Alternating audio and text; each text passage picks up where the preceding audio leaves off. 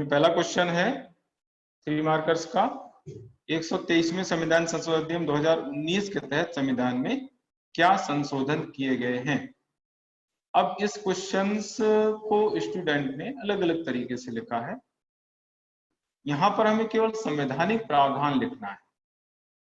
यहाँ पर यह समझना पड़ेगा आप लोगों को कि जो संविधान में परिवर्तन किए गए हैं, संशोधन किए गए हैं इसके तहत, उनको ही यहाँ पर लिखना है, उसके अलावा नहीं लिखना है। तो 3 आर्टिकल इसमें नए जोड़े गए हैं। एक तो आर्टिकल 15(6)A, 15(6)B और 16 का 6 पॉइंट, ये 3 आर्टिकल इसमें जोड़ करके जो EWS है, आर्थिक रूप से पिछड़े जो वर्ग हैं, उनको कुछ विशेष प्रावधान किए गए। जैसे आर्टिकल 15 का 6A पॉइंट है, उसमें इन वर्गों को कुछ विशेष छूट दी गई, इनके लिए कुछ विशेष छूट देने की बात की गई। वो छूट क्या हो सकती है? वो छूट फीस में छूट हो सकती है, जैसे SC ST OBC के लिए रहती है, और दूसरी छूट उम्र में छूट के संबंध में है, और तीसरी छूट है प्रतिशत में छूट। किसी कोई भी एग्जाम है या कोई भी एडमिशन है, उसमें जो है कम प्रतिशत में इनका जो है एडमिशन वहां पर हो जाएगा।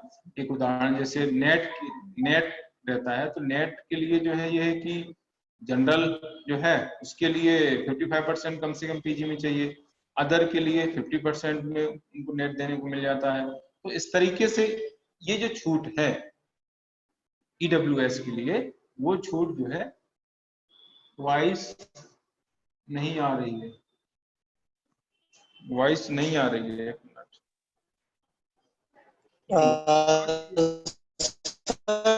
आ रही है वॉइस प्रॉपर, आ रही है ना? हाँ। और किसी को प्रॉब्लम आ रही है वॉइस को लेकर के?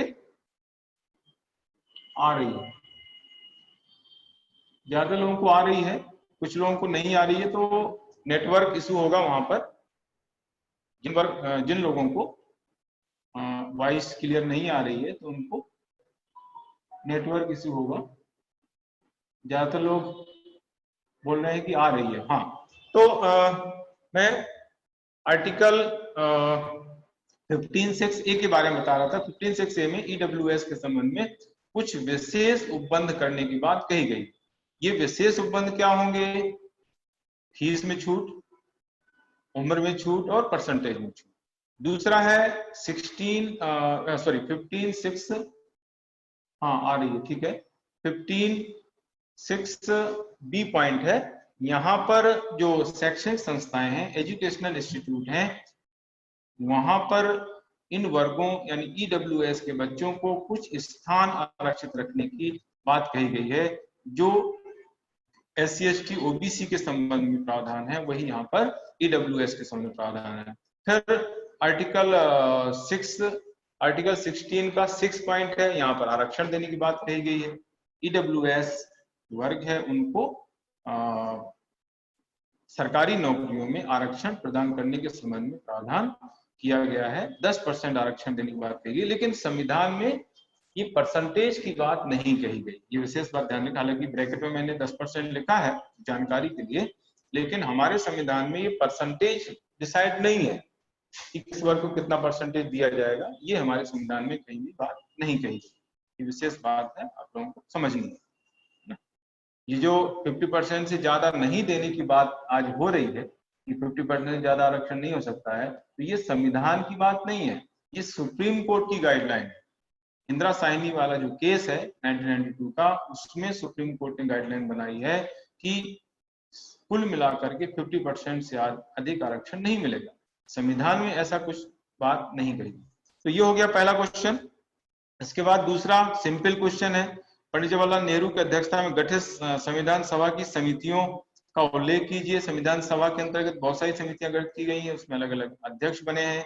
तो यहाँ पर आपको ऐसी समितियों का उल्लेख करना है जिनके अध्यक्ष पंडित जवाहरलाल नेहरू रहे। तो उसमें 3 समितियां खासतौर से कही जाती हैं। एक तो संघ संविधान समिति, संघ शक्ति समिति यानी संविधान, संघ के लिए संवैधानिक प्रावधान करने के लिए समिति बनी थी, उसके अध्यक्ष थे पंडित जवाहरलाल नेहरू, जिसका नाम है संघ संविधान समिति। दूसरा संघ शक्ति समिति। संघ शक्ति समिति का मतलब क्या है कि संघ को यानी केंद्र को अधिकार प्रदान करने के संबंध में एक कमेटी बनी थी, जिसमें ये रिकमेंड दी थी कि भाई केंद्र सरकार को इस तरह के अधिकार मिलना चाहिए। उसका नाम है संघ शक्ति समिति। संघ संविधान समिति, संघ शक्ति समिति, राज्यों से समझौता करने वाली समिति, राज्यों से समझौता करने वाली समिति। ये तीन समितियां जो संविधान सभा के अंतर्गत गठित की गई थी, उनके अध्यक्ष पंडित जवाहरलाल नेहरू थे। बस इतना आपको लिखना है। इसके बाद CAA 2019 क्या है, ये बहुत चर्चा में रहा है, नया क्वेश्चन है। CAA यानी citizenship amendment act, citizenship amendment act 2019, इसके बारे में क्वेश्चन है। तो इससे संबंधित दो तीन चीजें हैं। पहली चीज तो ये है कि जो नागरिकता अधिनियम 1955 था, उसी का ये संशोधित रूप है। नागरिकता अधिनियम 1955 ये मूल अधिनियम था, इसमें समय समय पर बहुत सारे अमेंडमेंट हुए, बहुत सारे संशोधन हुए हैं। उसमें एक 86 में हुआ संशोधन, 86, 92, 2001, 2003, 2005, 2011, है ना, 2015 और ये 2019, समय समय पर इसमें संशोधन हुए हैं। तो उस वही संशोधन ये है। इसमें प्रावधान क्या है? इसमें प्रावधान है कि जो पड़ोसी मुस्लिम राष्ट्र हैं, यानी पाकिस्तान, बांग्लादेश, अफगानिस्तान, यहां से आने वाले गैर मुस्लिम वर्ग, मुस्लिम वर्ग इसमें शामिल नहीं। क्यों? क्योंकि मुस्लिम को जो है वहां पर कोई प्रॉब्लम नहीं होगी, मुस्लिमों पर अत्याचार नहीं होगा, क्योंकि मुस्लिम कंट्रीज है वहां पर। गैर मुस्लिम वर्ग जो अत्याचार से पीड़ित रहे हैं वहां पर, और वो भारत में रह रहे हैं, भारत आए हैं, वो कब आए हैं वो डेट इसमें आपको बताना पड़ेगी। 31 दिसंबर 2014 से पहले, 31 दिसंबर 2014 से पहले इन तीन देशों से जो गैर मुस्लिम वर्ग, तीन देश कौन कौन से? पाकिस्तान, बांग्लादेश, अफगानिस्तान, इन तीन देशों से आने वाले गैर मुस्लिम वर्ग, भारत आने वाले गैर मुस्लिम वर्ग, मतलब मुस्लिम वर्ग के अलावा उसमें हिंदू, बौद्ध, जैन, पारसी, सिख, ईसाई, इन ये वर्ग जो है 31 दिसंबर 2014 से भारत जो आए हैं, उनको नागरिकता प्रदान की जाए। इसमें प्रावधान, एक इसमें प्रावधान ये पहले ये था कि जो भी यहां से भारत आया है उसको 11 वर्षों तक भारत में निवास करना जरूरी था। यदि उसने 11 वर्षों तक भारत में निवास किया है तो उसको भारत की नागरिकता मिलेगी। लेकिन अब जो है इस अवधि को घटा करके कर दिया गया है 6 वर्ष, 11 वर्ष की अवधि को घटा करके 6 वर्ष किया गया है। तो ये है CAA 2019। इसको लेकर के बहुत ज्यादा विवाद हुआ है, उस विवाद के बारे में अभी यहाँ पर हम चर्चा नहीं करेंगे, आगे कभी ऐसा अवसर आएगा तो हम चर्चा करेंगे। भारतीय संविधान पर अमेरिकी संविधान का प्रभाव दर्शाइए। इसमें आपको ये बताना है कि भारतीय संविधान हमारा जो बना है उसमें कौन कौन से प्रावधान अमेरिकी संविधान से हमने लिए, ये है इसका मतलब।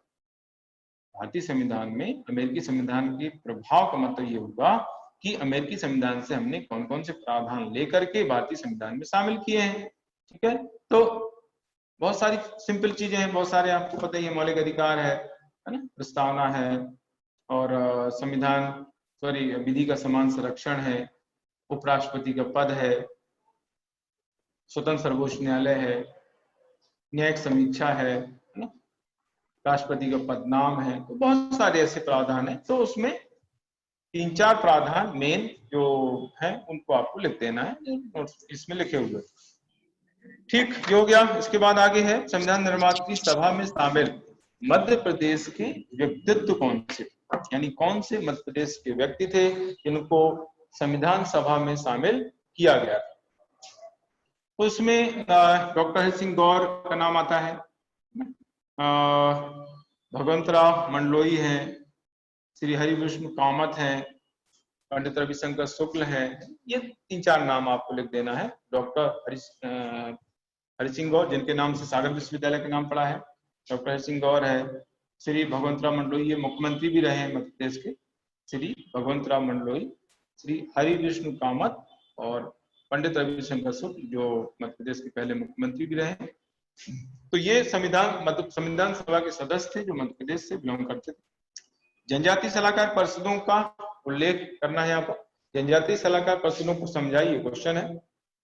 देखिए जनजातीय सलाहकार परिषदें क्या होती हैं और कहां पर इनका उल्लेख है, किसके लिए इनका गठन किया गया है, ये सारी बातें आपको लिखना है। तो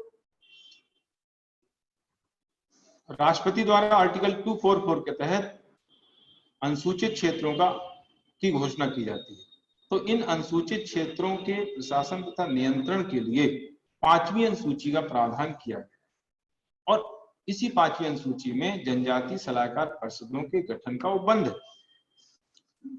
राष्ट्रपति द्वारा आर्टिकल 244 के तहत घोषित अनुसूचित क्षेत्रों का प्रशासन तथा नियंत्रण 5वीं अनुसूची के तहत होता है और इसी 5वीं अनुसूची में जनजातीय सलाहकार परिषदों का उल्लेख किया गया है। और ये जो जनजातीय सलाहकार परिषदें हैं, ये राज्यपाल को इन क्षेत्रों में एडमिनिस्ट्रेशन के संबंध में सलाह देती है। ये इनका मेन काम है। अनुसूचित क्षेत्रों में एडमिनिस्ट्रेशन के संबंध में राज्यपाल अधिकृत है, तो राज्यपाल को उसे जो है इन कार्यों में हेल्प करने का काम जनजातीय सलाहकार परिषदें करती है। ये आपको इसमें में लिखना है।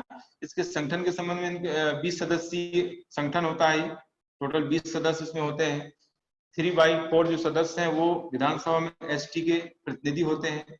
ये आप इसमें लिख सकते हैं ज्यादा, ठीक है। तो मेनली 3 चीजें हैं इनका, जो इनके उपबंध कहाँ पर है, तो 5वीं अनुसूची के अंतर्गत है। कुल कितने सदस्य होते हैं, 20 सदस्य होते हैं। 3/4 सदस्य विधानसभा में एसटी के प्रतिनिधि होते हैं।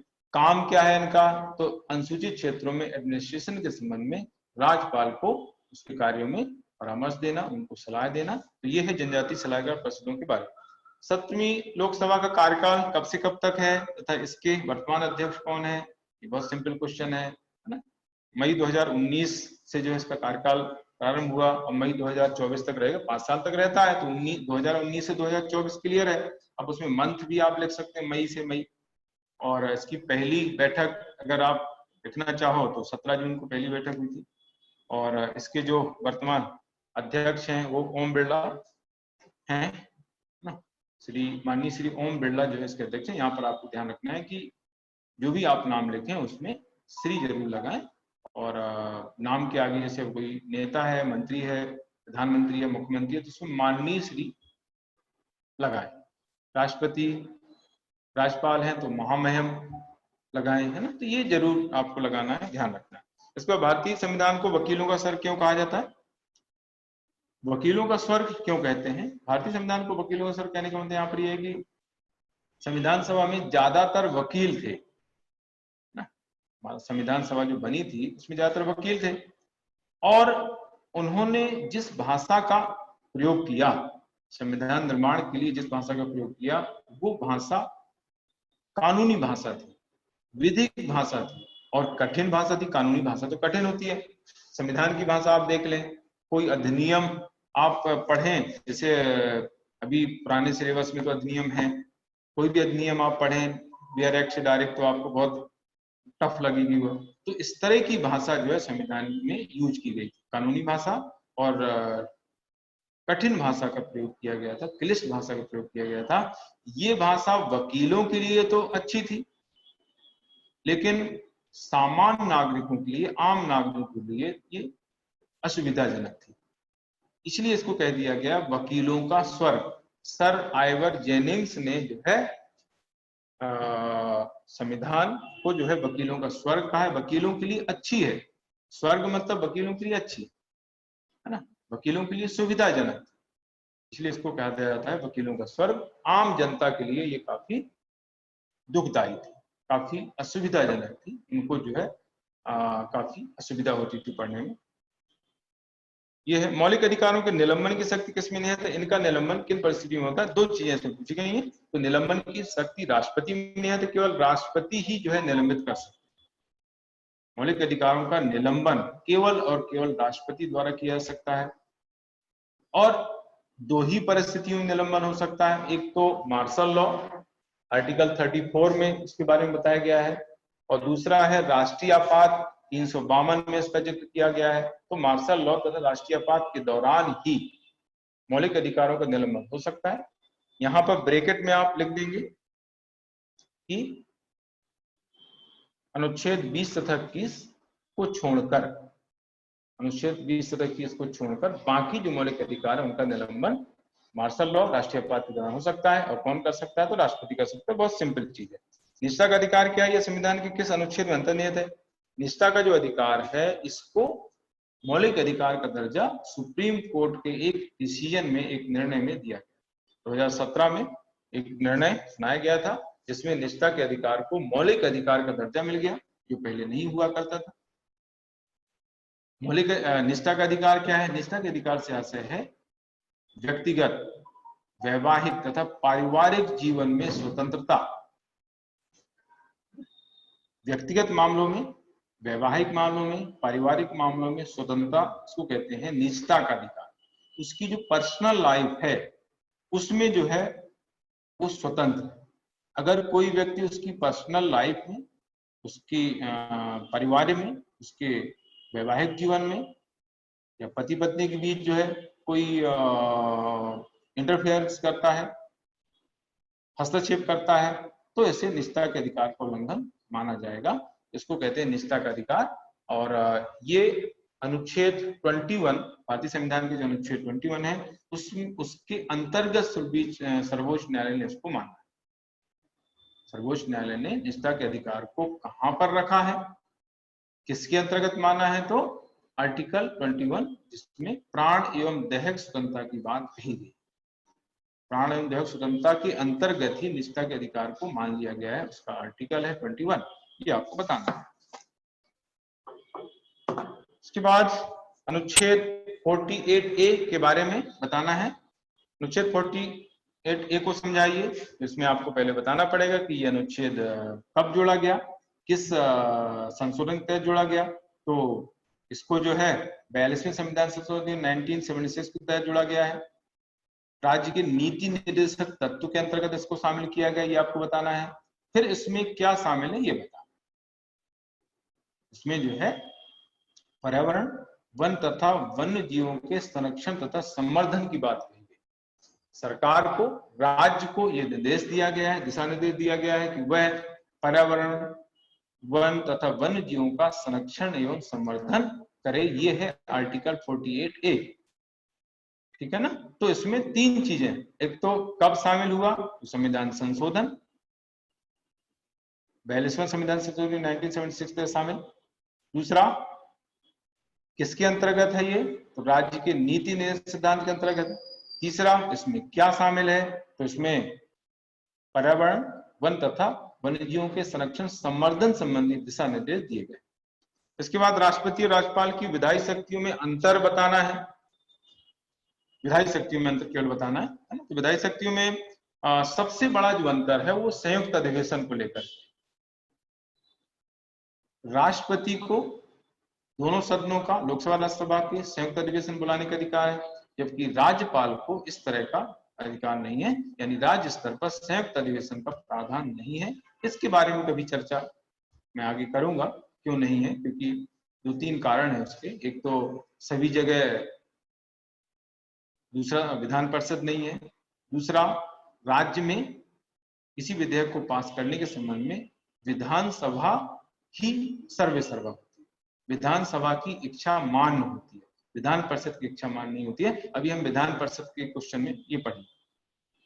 तो ये हो गया। इसके बाद अध्यादेश के संबंध में अंतर है।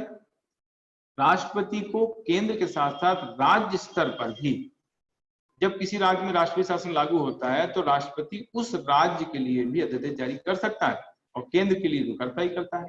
जबकि राज्यपाल जो है केवल राज्य स्तर पर ही अध्यादेश जारी कर सकता है, ठीक है। इसके बाद विधेयकों को स्वीकृति प्रदान करने को लेकर के अंतर है। जब कोई विधेयक राष्ट्रपति के पास जाता है तो उसके पास तीन ऑप्शन रहते हैं। उसको स्वीकृति देना, स्वीकृति देने से इनकार कर देना और उसे पुनर्विचार के लिए भेजना। 3 ऑप्शन राष्ट्रपति के पास है। यही 3 ऑप्शन राज्यपाल के पास है, लेकिन उसके पास चौथा ऑप्शन भी है। तो अंतर यहाँ पर ऑप्शन को लेकर के, राष्ट्रपति के पास केवल 3 ऑप्शन है, राज्यपाल के पास विधेयकों को स्वीकृति प्रदान करने के संबंध में 4 ऑप्शन है। 3 ऑप्शन यही है राज्यपाल की, चौथा ऑप्शन ये है कि वह राज्य के किसी विधेयक को राष्ट्रपति के अनुमोदन के लिए आरक्षित रख सकता है। तो ये चौथा ऑप्शन अंतर कर रहा है, बाकी 3 ऑप्शन तो कॉमन ही कॉमन। तो इस तरीके से जो है ये 3 अंतर आपको विधायी शक्तियों को लेकर के बताना। इसके बाद संसद के कोरम संबंधी संवैधानिक प्रावधान को उल्लेख कीजिए। देखिए कोरम जो है, कोरम को गणपूर्ति कहा जाता है। कोरम इंग्लिश वर्ड है, हिंदी में उसको बोलते हैं गणपूर्ति। इसका जिक्र अनुच्छेद 100 में 100 आर्टिकल है, वहां पर बताया गया है। कोरम का मतलब होता है किसी सदन की बैठक के लिए आवश्यक न्यूनतम सदस्य संख्या, किसी सदन की बैठक के लिए आवश्यक न्यूनतम सदस्य संख्या को कोरम कहा जाता है। और कोरम कितना होना चाहिए? कोरम जो है सदन की कुल सदस्य संख्या का 1/10 यानी 10वां भाग होना चाहिए। मिनिमम जो है 10वां भाग होना चाहिए, तभी जो है सदन की बैठक होगी, नहीं तो सदन की बैठक सस्पेंड हो जाती है, निलंबित हो जाती है। ठीक है, तो ये है इस तरह से इसके बारे में। अब जैसे इसमें एग्जाम्पल दें, जैसे लोकसभा की बैठक के लिए, लोकसभा में 545 सदस्य हैं, तो 545 यानी 54.5 यानी 55 सदस्य लोकसभा में चाहिए। लोकसभा की बैठक अगर आयोजित करना है तो कम से कम 55 सदस्य चाहिए। इसी तरीके से अगर हम राज्यसभा की बात करें तो राज्यसभा में 245 सदस्य हैं, तो राज्यसभा की बैठक के लिए 24.5 यानी 25 सदस्य चाहिए, है ना। तो एक उदाहरण यहाँ पर हम दे सकते हैं कि लोकसभा के लिए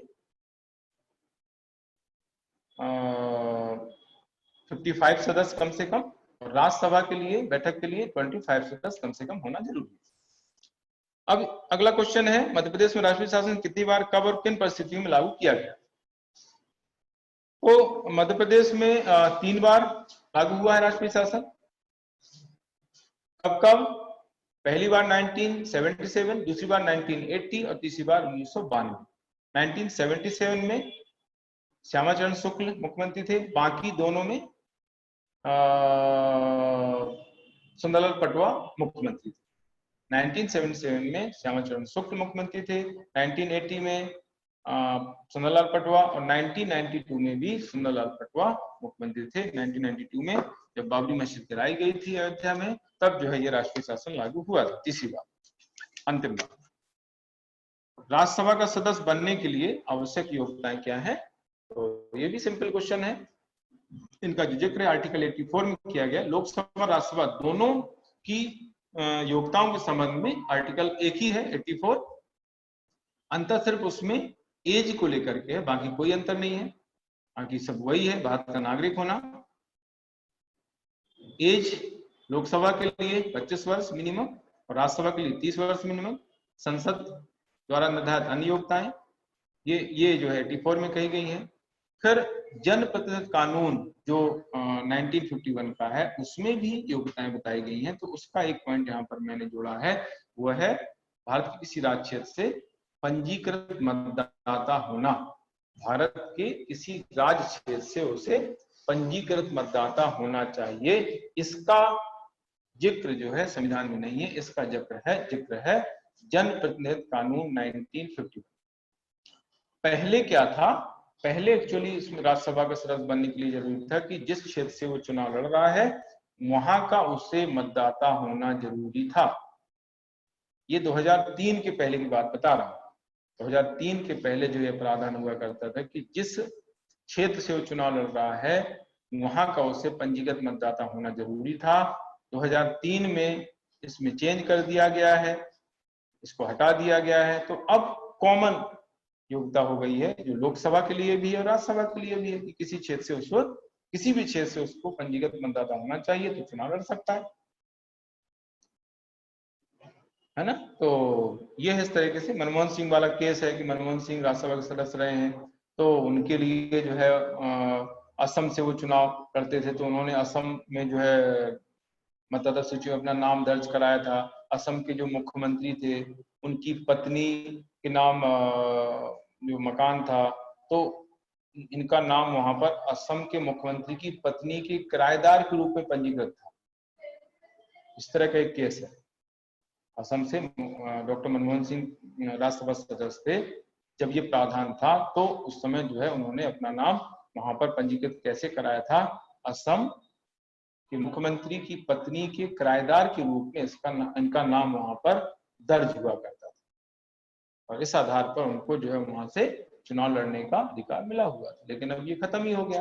अब तो कहीं से कोई भी किसी से क्षेत्र से कोई भी चुनाव लड़ सकता है, लोकसभा का, राज्यसभा का। ये तो इस तरीके से ये 3 नंबर वाले क्वेश्चन कंप्लीट हो जाते हैं। अब 6 नंबर वाले क्वेश्चन हमें देखना है। तो इसमें पहला क्वेश्चन, संविधान सभा में प्रस्तुत उद्देश्य प्रस्ताव का विवरण। संविधान सभा में जो उद्देश्य प्रस्ताव प्रस्तुत किया गया उसके बारे में क्वेश्चन बन सकता है। नया क्वेश्चन, हालांकि अभी तक ऐसा क्वेश्चन आया नहीं है, नया क्वेश्चन मैंने दिया है।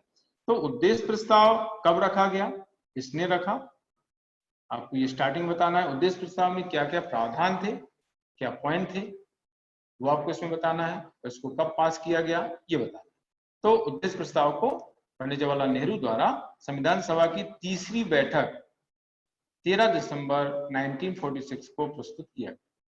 और उद्देश्य प्रस्ताव में है क्या, इसकी विषय वस्तु क्या थी, इसमें संविधान के उद्देश्य, संविधान के सार या संविधान के दर्शन को निरूपित किया गया, यानी उसको स्पष्ट किया गया, इसलिए उसका नाम उद्देश्य प्रस्ताव है। संविधान का उद्देश्य क्या है वो जो है इसमें बताया गया था उद्देश्य प्रस्ताव के माध्यम से।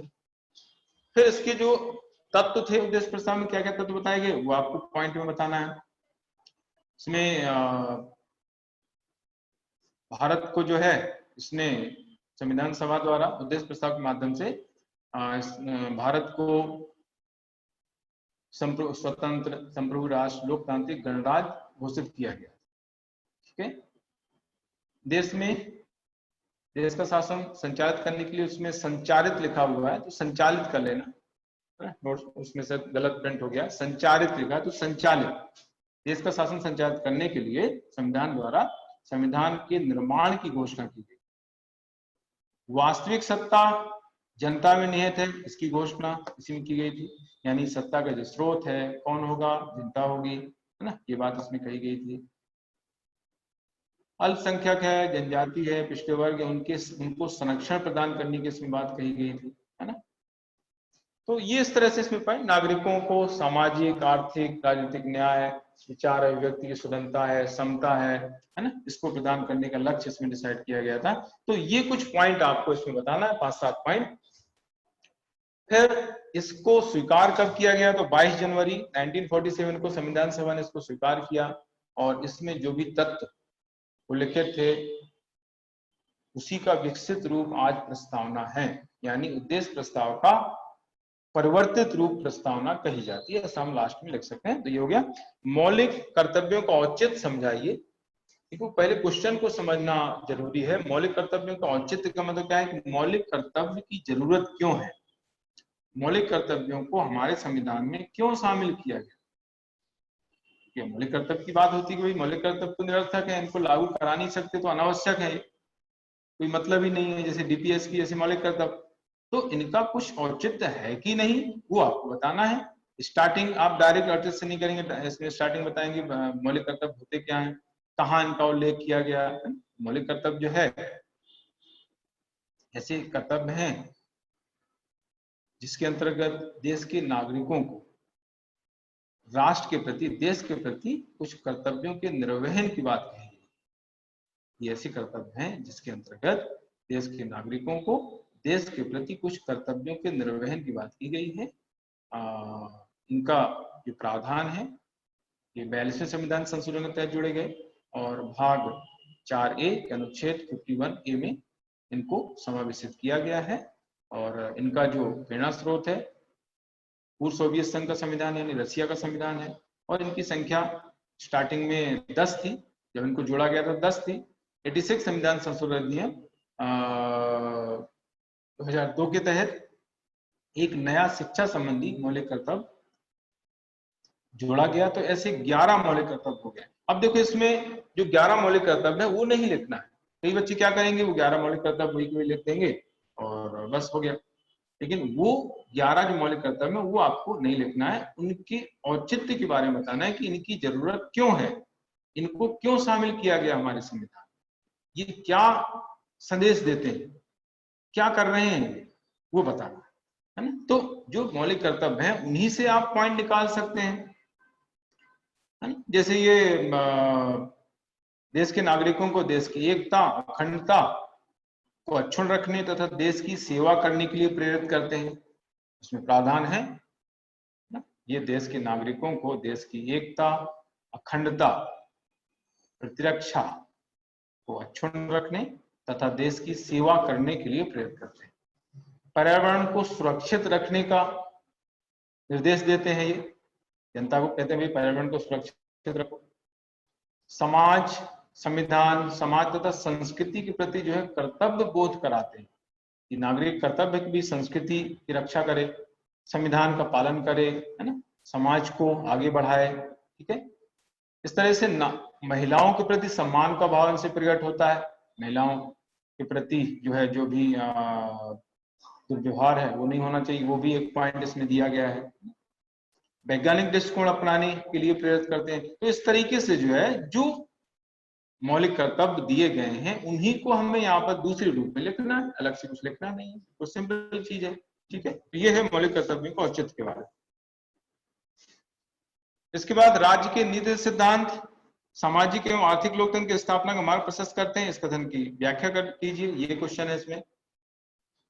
यहाँ पर भी डीपीएसपी क्या है, तो डीपीएसपी जो है नागरिकों के प्रति सरकार या राज्य के सकारात्मक दायित्व होते हैं। इनका प्रावधान कहां से कहां तक है, कौन से भाग में, भाग 4 अनुच्छेद 36 से 51 तक इसका प्रावधान किया गया है। और हाँ, ये एक्चुअली इसमें गलत छप गया है, राज्य के नीति ने सिद्धांत से प्रेरित है, इसको सही कर लेना।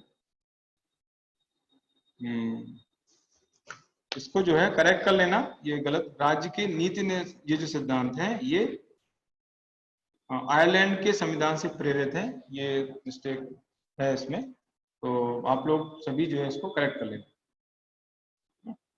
आयरलैंड के संविधान से प्रेरित है, रूस की जगह हो जाएगा, आयरलैंड के संविधान से प्रेरित है।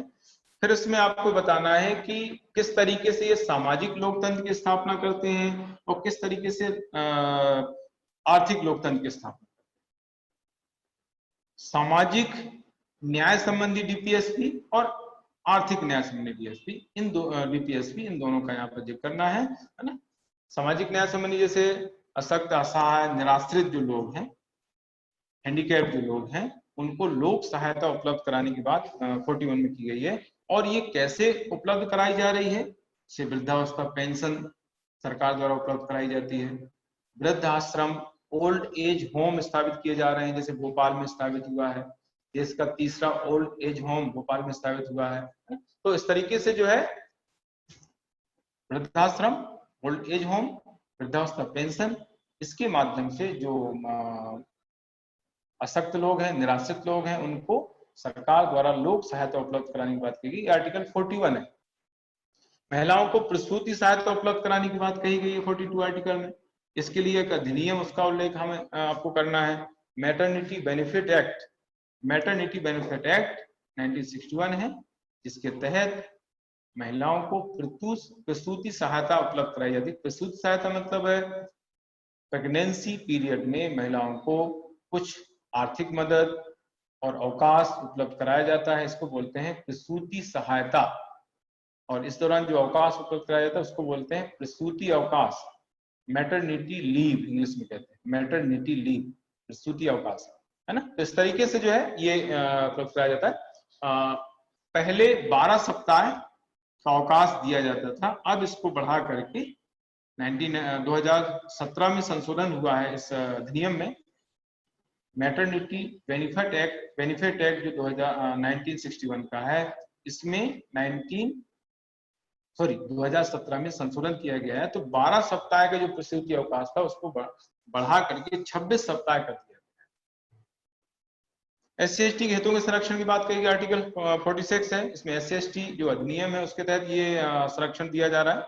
इसके बाद लोगों के जीवन स्तर को ऊंचा करके लोक स्वास्थ्य में सुधार करने की बात की गई है। 47 आर्टिकल है, लोगों के जीवन स्तर को ऊंचा करके लोक स्वास्थ्य में सुधार करने की बात कही गई है। इसी के तहत जो है शराब पर रोक लगाई जाती है। स्वास्थ्य में सुधार के लिए जो है खाद्य सुरक्षा अधिनियम है, और एक विश्व का सबसे बड़ा जो कार्यक्रम है आयुष्मान भारत योजना चल रही है ना, आयुष्मान भारत योजना है, ये विश्व की सबसे बड़ी स्वास्थ्य योजना है।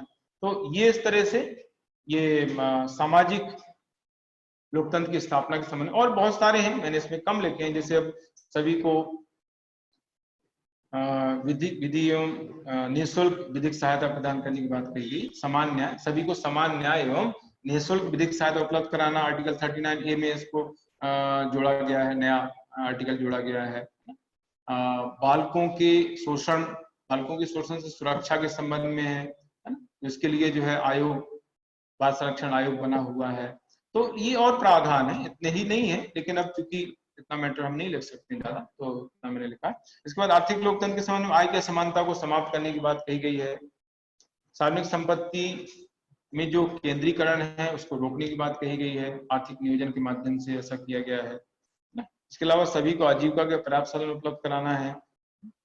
कर्मकारों की काम निर्वाह मजदूरी, कर्मकारों के लिए जो काम है निर्वाह मजदूरी उपलब्ध कराने की बात कही गई। इसके तहत बहुत सारे कार्यक्रम चल रहे हैं, आजीविका मिशन चल रहे हैं, शहरी ग्रामीण क्षेत्रों में मनरेगा चल रहा है। तो इस तरीके से जो है इन पॉइंट को लिखते हुए, और ये आपको बताना है कि ये इसके जरिए क्या हो रहा है, क्या प्रयास हो रहे हैं, तो वो आपको बताना। तो ये हो गया क्वेश्चन। इसके बाद आगे है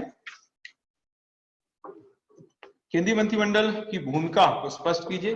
देखिए जो स्टार्टिंग केंद्रीय मंत्रिमंडल की जो स्टार्टिंग है वो मंत्रिपरिषद से हम करते हैं, क्योंकि मंत्रिमंडल डायरेक्ट हम नहीं बता सकते, मंत्रिपरिषद के अंदर ही मंत्रिमंडल होता है ना। तो मंत्रिमंडल जो है मंत्रिपरिषद के अंदर एक समूह है जिसके जो मंत्री होते हैं वो उच्च अधिकार संपन्न होते हैं। वो महत्वपूर्ण विभागों जैसे गृह, वित्त, रक्षा, विदेश, कृषि, इसके अध्यक्ष होते हैं, इसके प्रमुख होते हैं।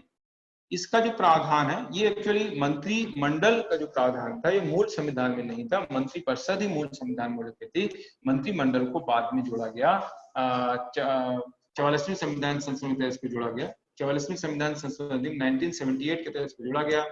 इसका आर्टिकल है 352(3), आर्टिकल 352(3) के तहत इसको जोड़ा गया है 44 अमेंडमेंट के तहत।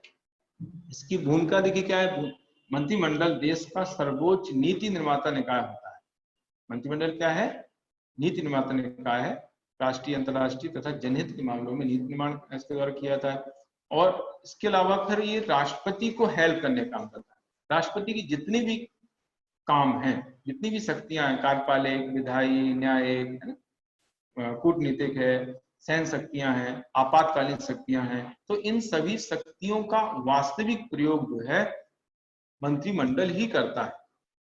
ठीक है, राष्ट्रपति द्वारा जो भी नियुक्तियां की जाती हैं वो नियुक्तियां राष्ट्रपति मंत्रिपरिषद के परामर्श से करता है। राष्ट्रपति अध्यादेश जारी जो करता है, संसद का सत्र बुलाना, लोकसभा का विघटन करना, है ना, ये सब मंत्रिपरिषद के परामर्श, मंत्रिमंडल के परामर्श ही होता है। युद्ध शांति की घोषणा करना है, ठीक है, क्षमादान की शक्ति है, ठीक है। तो ये सारी शक्तियों का प्रयोग राष्ट्रपति जो करता है वो मंत्रिमंडल के परामर्श से ही करता है। इसके अलावा विधि निर्माण के लिए किसी विधेयक को संसद के समक्ष प्रस्तुत करना है, अपने विभाग के लिए बजट का निर्माण करना है, विभाग से संबंधित जो संसद में प्रश्न पूछे जाते हैं उन प्रश्नों का जवाब देना है, संपूर्ण व्यवस्था पर नियंत्रण रखना है, समन्वय रखना है। तो ये सारे जो काम है वो मंत्रिमंडल यहाँ पर आपको बताना है। और जैसे इसमें कोरोना का मैंने उल्लेख किया है, कोरोना काल में जो है मंत्रिमंडल मंत्री, प्रधानमंत्री की भूमिका काफी अहम रही है और है। तो जनजाति संरक्षण में राज्यपाल की भूमिका का मूल्यांकन मध्य प्रदेश के संदर्भ में करना है। तो इसमें दो तरीके की भूमिकाएं जिसे उसमें नोट्स में दिया गया है। एक तो जनजाति कल्याण के लिए मंत्री की नियुक्ति, एक्चुअली 4 राज्य हैं जहां पर जनजाति कल्याण के लिए मंत्री की नियुक्ति राज्यपाल करते हैं। उसमें मध्य प्रदेश भी शामिल है, आर्टिकल 164 में इसका उल्लेख किया गया। उसमें मध्य प्रदेश, उड़ीसा, छत्तीसगढ़, झारखंड, तो ये भूमिका है ना। मध्य प्रदेश में जनजाति कल्याण के लिए एक पृथक मंत्री की नियुक्ति में राज्य के राज्यपाल की भूमिका होती है। इसके बाद फिर 5वीं अनुसूची के संदर्भ में भूमिका है। 5वीं अनुसूची के अंतर्गत जो है जनजाति जो अनुसूचित क्षेत्र हैं वहां पर एडमिनिस्ट्रेशन के संबंध में राज्यपाल का बड़ा रोल होता है। आर्टिकल 2 मैंने अभी बताया, आर्टिकल 244 के तहत राष्ट्रपति अनुसूचित क्षेत्रों की घोषणा करते हैं और इन अनुसूचित क्षेत्रों में जो एडमिनिस्ट्रेशन है वो 5वीं अनुसूची में उल्लिखित किए गए प्रावधानों के तहत होता है। वहीं पर राज्यपाल को कुछ विशेष अधिकार दिए। विशेष अधिकार क्या है? एक तो उन क्षेत्रों में अन्य वर्गों के प्रवेश को रोकना, अन्य वर्गों द्वारा वहां पर व्यापारिक गतिविधियां संचालित करने से रोकना, उनकी प्रोडक्ट खरीदने से रोकना, उनकी जमीन खरीदने से रोकना, वहां पर निवास करने घूमने फिरने से रोकना, है ना। तो ये जो है इसका खास रोल रहता है, राज्यपाल का विशेषाधिकार है यहाँ का। इसके अलावा राज्यपाल की स्वीकृति से जो है इस क्षेत्र में जो अधिनियम लागू है, चाहे वो संसदीय अधिनियम हो चाहे राज्य विधानमंडल का अधिनियम हो, उसमें परिवर्तन करना, उसमें संशोधन करना है, उसको समाप्त करना, है ना। इसके अलावा इन क्षेत्रों में प्रगति के संबंध में राष्ट्रपति को प्रतिवेदन राज्यपाल देता है। अनुसूचित क्षेत्रों में जिस तरह से प्रगति हो रही है उसके संबंध में समय समय पर राज्यपाल राष्ट्रपति को प्रतिवेदन देते हैं। तो इस तरीके से जो है ये आपको भूमिका बताना है, चूंकि ये मध्य प्रदेश के संदर्भ में लिखा हुआ है और ये दोनों ही चीजें मध्य प्रदेश में है। मध्य प्रदेश में जनजाति कल्याण के लिए मंत्री नियुक्त होता है और अनुसूचित क्षेत्र की जो व्यवस्था वो मध्य प्रदेश में भी लागू है। अनुसूचित क्षेत्र की व्यवस्था टोटल 10 राज्य हैं, उन 10 राज्यों के कुछ पर्टिकुलर क्षेत्रों में लागू की गई है, इसलिए जो है इसका उल्लेख यहाँ पर हमें करना है। ये क्वेश्चन हो गया। इसके बाद राज्य विधान परिषद एक विलंबकारी चेंबर, इस कथन को स्पष्ट कीजिए। राज्य विधान परिषद एक विलंबकारी चेंबर, इसका स्पष्ट करना है। देखिए राज्य विधान परिषद जो है उसका जिक्र आर्टिकल 168 में किया गया, 169 में किया गया। 168 में इसको जो है राज्य विधानमंडल का द्वितीय तथा उच्च सदन माना गया है और 169 में इसके सृजन तथा उत्साधन के संबंध में संसद को अधिकार दिया गया है। संसद जो है राज्य की विधान परिषद, राज्य की विधानसभा के रिकमेंडेशन के आधार पर राज्य में विधान परिषद का सृजन कर सकती है। उसको उत्साधन, सृजन मतलब गठन और उत्साधन मतलब समाप्त वो कर सकती है। और इसका चार्ट ये बना हुआ है, आप देख सकते हैं। फिर इसमें विलंबकारी चेंबर इसको क्यों माना गया है, ये इसके रीजन के पॉइंट बताना है। एक्चुअली हमने जो ये व्यवस्था ली है विधान परिषद की, ब्रिटेन से ली है। जिस तरह से ब्रिटेन में हाउस ऑफ लॉर्ड्स की स्थिति है, हाउस ऑफ लॉर्ड्स को भी विलंबकारी चेंबर माना जाता है। हाउस ऑफ कॉमन्स के आगे हाउस ऑफ लॉर्ड्स की शक्ति बहुत कम, वैसी स्थिति हमारे यहाँ पर राज्य स्तर, जबकि लोकसभा राज्यसभा के मामले में ऐसा नहीं है। राज्यसभा को ज्यादा अधिकार है हाउस ऑफ लॉर्ड्स के अपेक्षा। हाउस ऑफ लॉर्ड्स राज्यसभा जैसा सदन है, लेकिन हाउस ऑफ लॉर्ड्स से ज्यादा अधिकार हमारे यहाँ राज्यसभा को दिए गए। हाउस ऑफ लॉर्ड्स जैसी स्थिति विधान परिषद की है राज्य। हाउस ऑफ लॉर्ड्स को भी वहां पर विलंबकारी चेंबर माना गया है ब्रिटेन में, वैसे ही विधान परिषद को भी यहाँ पर विलंबकारी चेंबर माना गया। राज्यसभा विलंबकारी चेंबर नहीं। क्यों नहीं है? क्योंकि साधारण विधेयक अगर राज्यसभा पास नहीं करे तो वो पास नहीं।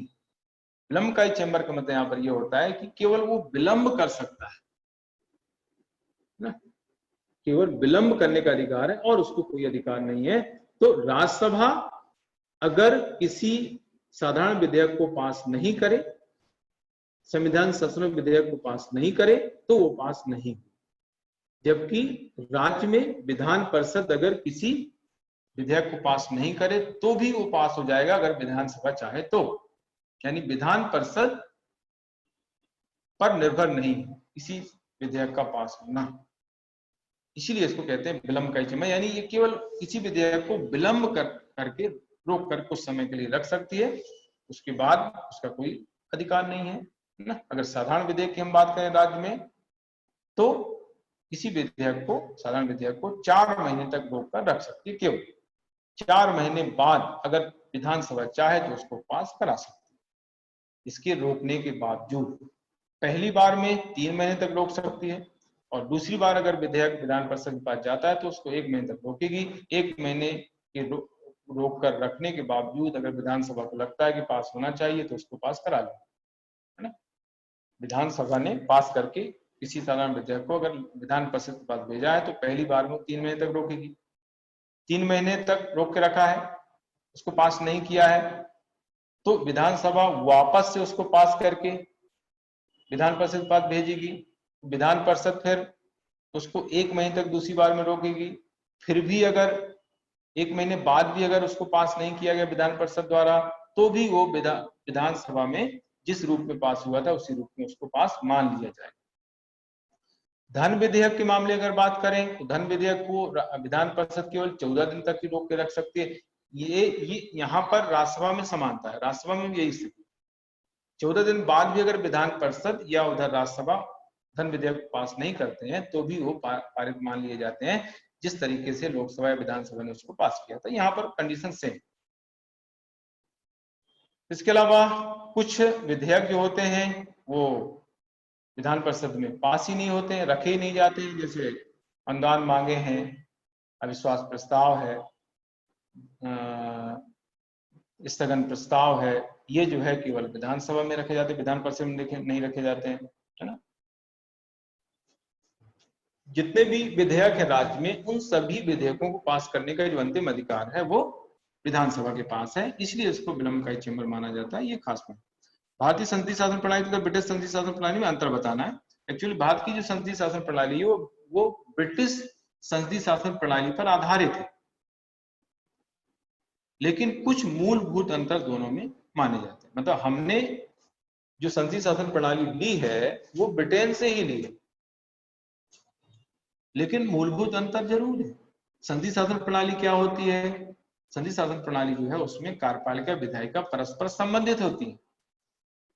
3 खास पॉइंट है इसमें, कभी आपको 3 नंबर में पूछ लिया जाए तो 3 पॉइंट उसमें आते हैं। कार्यपालिका विधायिका परस्पर संबंधित होती है, कार्यपालिका विधायिका के प्रति उत्तरदायी होती है, और दोहरी कार्यपालिका होती है, संवैधानिक तथा वास्तविक। संवैधानिक राष्ट्रपति और वास्तविक प्रधानमंत्री मंत्रिपरिषद।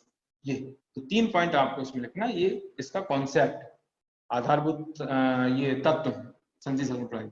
अब अंतर क्या है देखिए, अंतर में एक तो ये है कि प्रमुख की स्थिति को लेकर के अंतर है।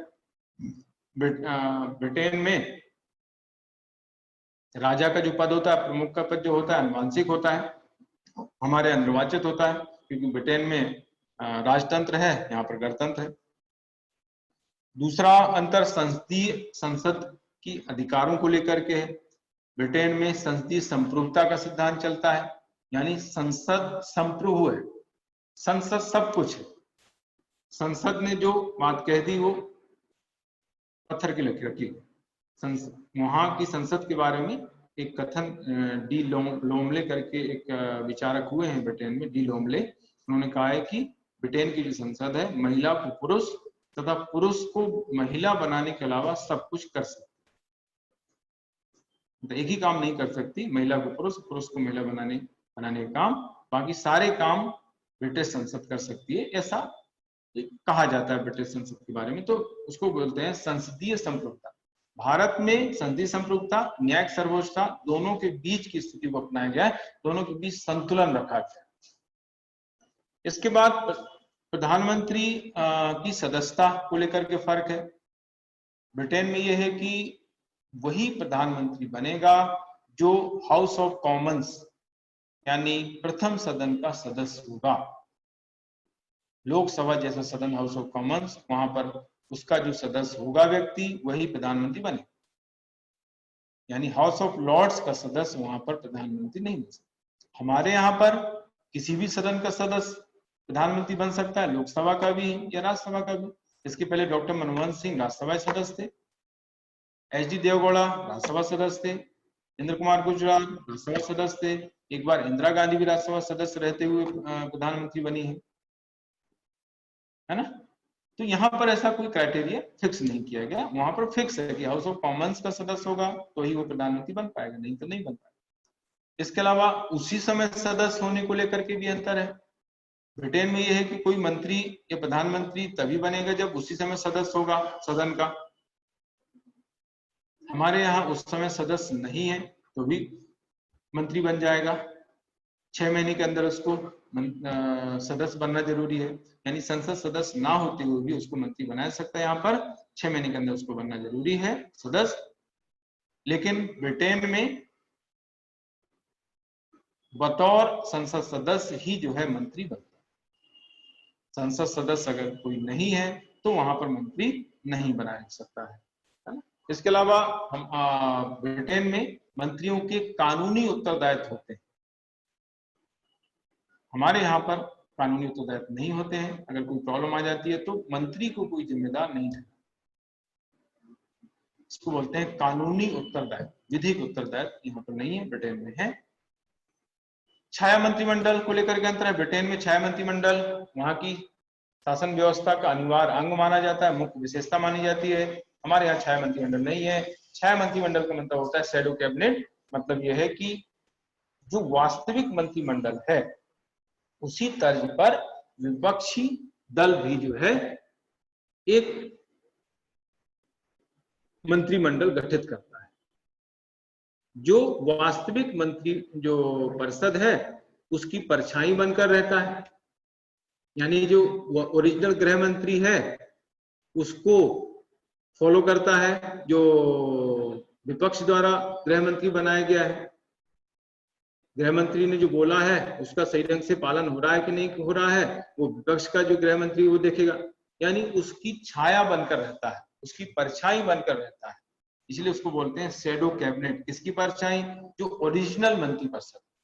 एक ओरिजिनल मंत्रिपरिषद सत्तारूढ़ दल का है, एक मंत्रिपरिषद विपक्ष भी गठित करता है जो सत्तारूढ़ दल के मंत्रिपरिषद की परछाई बनकर रहता है। उसके द्वारा जो भी गतिविधियां संचालित की जाती है उनकी देखरेख करता है, उसमें अगर कुछ प्रॉब्लम आती है तो उस पर ऑब्जेक्शन करता है। तो इसको बोलते हैं शैडो कैबिनेट, जो ब्रिटेन में चलती है। हमारे यहाँ पर भी जो है मध्य प्रदेश में इस तरह की पहल की गई थी लेकिन वो कामयाब नहीं हुई।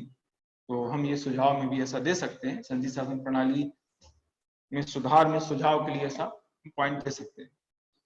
संसद में विधि निर्माण प्रक्रिया का वर्णन कीजिए। विधि निर्माण प्रक्रिया के 5 चरण हैं एक्चुअली हमारे यहाँ पर। प्रथम 3 वाचन है, प्रथम वाचन, द्वितीय वाचन, तृतीय वाचन, फिर दूसरे सदन में विधेयक और राष्ट्रपति की स्वीकृति। ऐसे 5 चरणों से कोई विधेयक गुजरता हुआ कानून बनता है। प्रथम वाचन जो होता है उसमें जो विधेयक प्रस्तुत करता है वो उसका शीर्षक बताता है, उसका टाइटल बताता है भाई क्या है, और उसका परिपक्व बताता है। उसका शीर्षक बताएगा कि भाई इस विधेयक का नाम क्या है, किससे संबंधित है, इसका उद्देश्य क्या है, और फिर वो गजट में प्रकाशित हो जाता है पहले। दूसरा जो वाचन है उसमें इस वाचन में इस पर व्यापक बहस होती है, चर्चा होती है। जरूरत पड़ने पर इसको समिति को भी सौंप दिया जाता है, समिति उसकी समीक्षा करती है, उसमें संशोधन के लिए रिकमेंड करती है, आवश्यकता अनुसार उसमें संशोधन कर दिया जाता है और इसमें अंतिम रूप दे दिया जाता है। व्यापक बहस होती है, चर्चा होती है, उस संशोधन जरूरत पड़ने पर कर दिए जाते हैं, समिति के पास भी जरूरत पड़ने पर भेज दिया जाता है, समिति के रिकमेंडेशन के आधार पर संशोधन होते हैं और इसमें अंतिम रूप दे दिया जाता है। तीसरे वाचन में इसको स्वीकृति या अस्वीकृति प्रदान की जाती है। साधारण विधेयक जो होता है साधारण बहुमत से उसको पास कराना होता है। संविधान संशोधन जो विधेयक होते हैं उसके लिए विशेष बहुमत चाहिए होता है, उसके लिए आधे से अधिक राज्यों का अनुमोदन भी चाहिए रहता है। ठीक है, तो स्वीकृति और अस्वीकृति जो है तीसरे वाचन में होती है। फिर दूसरे सदन में भी यही 3 वाचन होते हैं। दूसरे सदन में विधेयक जाता है, उसमें भी प्रथम, द्वितीय, तृतीय वाचन होते हैं। फिर राष्ट्रपति के पास भेजा जाता है, राष्ट्रपति इसको स्वीकृति प्रदान अगर कर दे तो ये अधिनियम बन जाता है, कानून का रूप ले लेता है। तो ये पूरी प्रक्रिया जो है इस तरह से बताई जाती है। इसके बाद जम्मू कश्मीर की वर्तमान स्थिति पर प्रकाश डालिए क्वेश्चन है। जम्मू कश्मीर में जो आतंकवादी गतिविधियां संचालित होती है उस पर रोक लगाने के लिए, वहां पर विकास करने के लिए केंद्र सरकार द्वारा वहां पर उसको जो विशेष राज्य का दर्जा था उसको समाप्त कर दिया गया है और 31 अक्टूबर 2019 से नई व्यवस्था वहां पर लागू कर दी गई है। तो उसमें क्या क्या चेंजेज आए हैं राजनीतिक क्षेत्र में वो आपको इसमें बताना है। तो उसमें एक तो ये है कि जो भी आर्टिकल 370 में जो 3 पॉइंट थे, 3 खंड थे, उसमें जो है एक खंड जो है, पहला खंड उसको छोड़ करके बाकी 2 खंड उसमें समाप्त कर दिए गए, जिसमें विशेष राजकीय दर्जे की बात कही गई थी। इसके अलावा आर्टिकल 35A भी समाप्त हो गया है। 35A में नागरिकों को कुछ विशेष अधिकार थे वहां के, है ना, तो वो खत्म हो गया है। इसके अलावा वहां पर जो विशेष उपबंध थे, जैसे राज्यपाल शासन के संबंध में, दोहरी नागरिकता के संबंध में है ना, और विधान परिषद का जो प्रावधान था वो खत्म हो गया। दोहरी नागरिकता, विधान परिषद, राज्यपाल शासन संबंधी प्रावधान वहां पर खत्म कर दिए गए हैं। राज्य का दर्जा उसका खत्म हो गया है। संघ शासित क्षेत्र उसको बना दिया गया है, उससे 2 संघ शासित क्षेत्र बन गए हैं, जम्मू कश्मीर, लद्दाख। अब वहां पर वित्तीय आपात संबंधी सारे प्रावधान, संवैधानिक प्रावधान लागू होंगे। सभी संसदीय अधिनियम लागू हो जाएंगे। पहले बहुत सारे संसदीय अधिनियम वहां पर लागू नहीं थे। भारतीय संविधान के बहुत सारे प्रावधान लागू नहीं थे, जैसे वित्तीय आपात है, राष्ट्रीय शासन है, राष्ट्रीय आपात है, ये प्रावधान वहां पर लागू नहीं थे। भाग 6 के प्रावधान वहां पर लागू नहीं थे। तो अब भाग 6 के नहीं, अब भाग जो 8 है उसके प्रावधान वहां पर लागू हो जाएंगे। संसदीय क्षेत्र बन गया है। विधानसभा वहां दिल्ली या पुदुचेरी की तरह वहां पर विधानसभा बनी रहेगी, और उसकी सदस्य संख्या 114 है। 114 में 90 जो है, जो हमारा जो कश्मीर है, 90 जो हमारा अधिकार है, और 24 जो है पाक अधिकृत कश्मीर के अंतर्गत 24 सीट आएंगी। 5 लोकसभा सीट और 4 जो है वहां पर राज्यसभा सीट होंगी। उपराज्यपाल को विधानसभा में 2 महिलाओं को मनोनीत करने का जो अधिकार था वो अभी बना रहेगा, वो बरकरार रहेगा। तो ये प्रावधान इसमें ऐसे किए गए।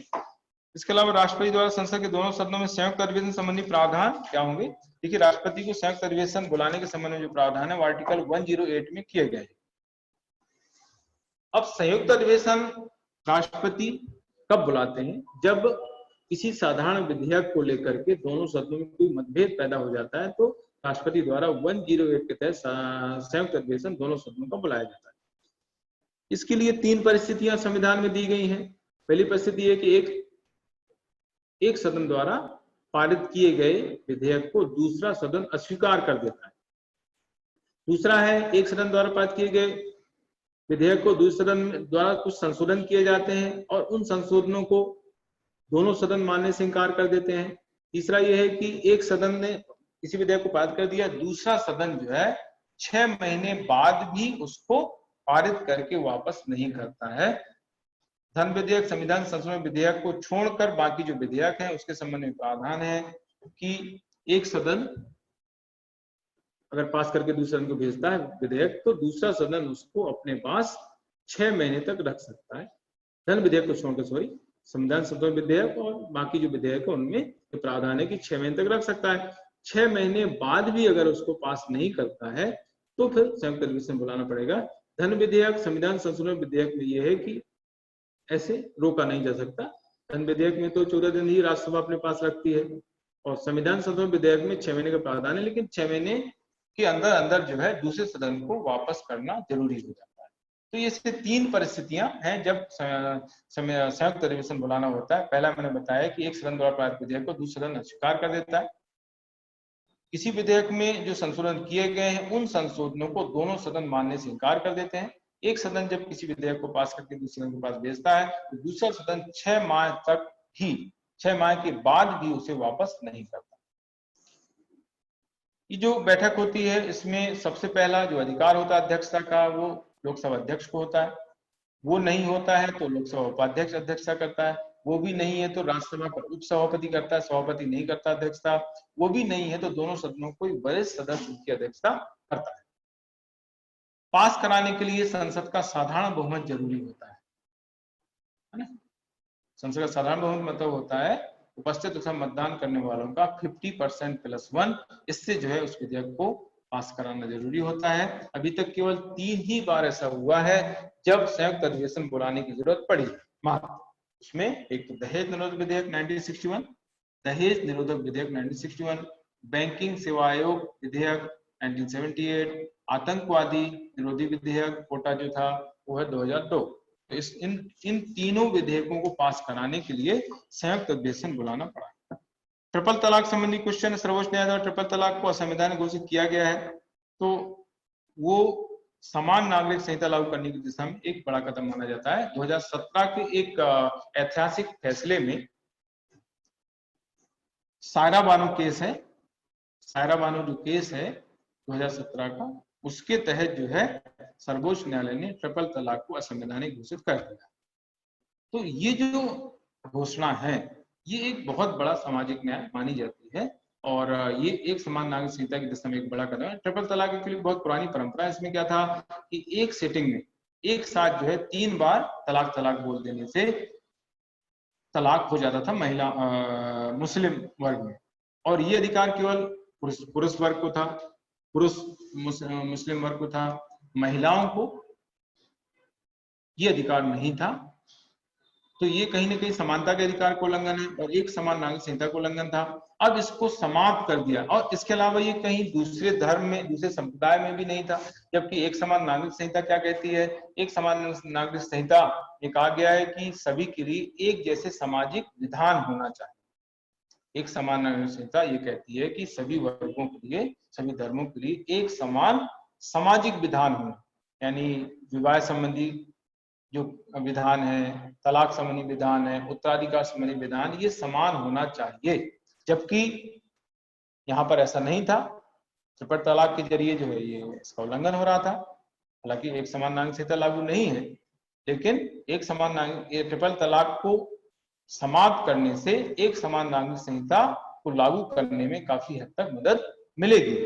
ठीक है, तो ये ट्रिपल तलाक जो है केवल मुस्लिम वर्ग में था, अन्य वर्गों में नहीं था, और उसी वर्ग में केवल पुरुषों को अधिकार था, महिलाएं ऐसा तलाक नहीं दे सकती थी, है ना। तो ये कहीं ना कहीं एक समान नागरिक संहिता, इसको समाप्त करना कहीं ना कहीं एक समान नागरिक संहिता की दिशा में एक बड़ा कदम माना जा रहा है। ये आपको इस तरह से बताना है।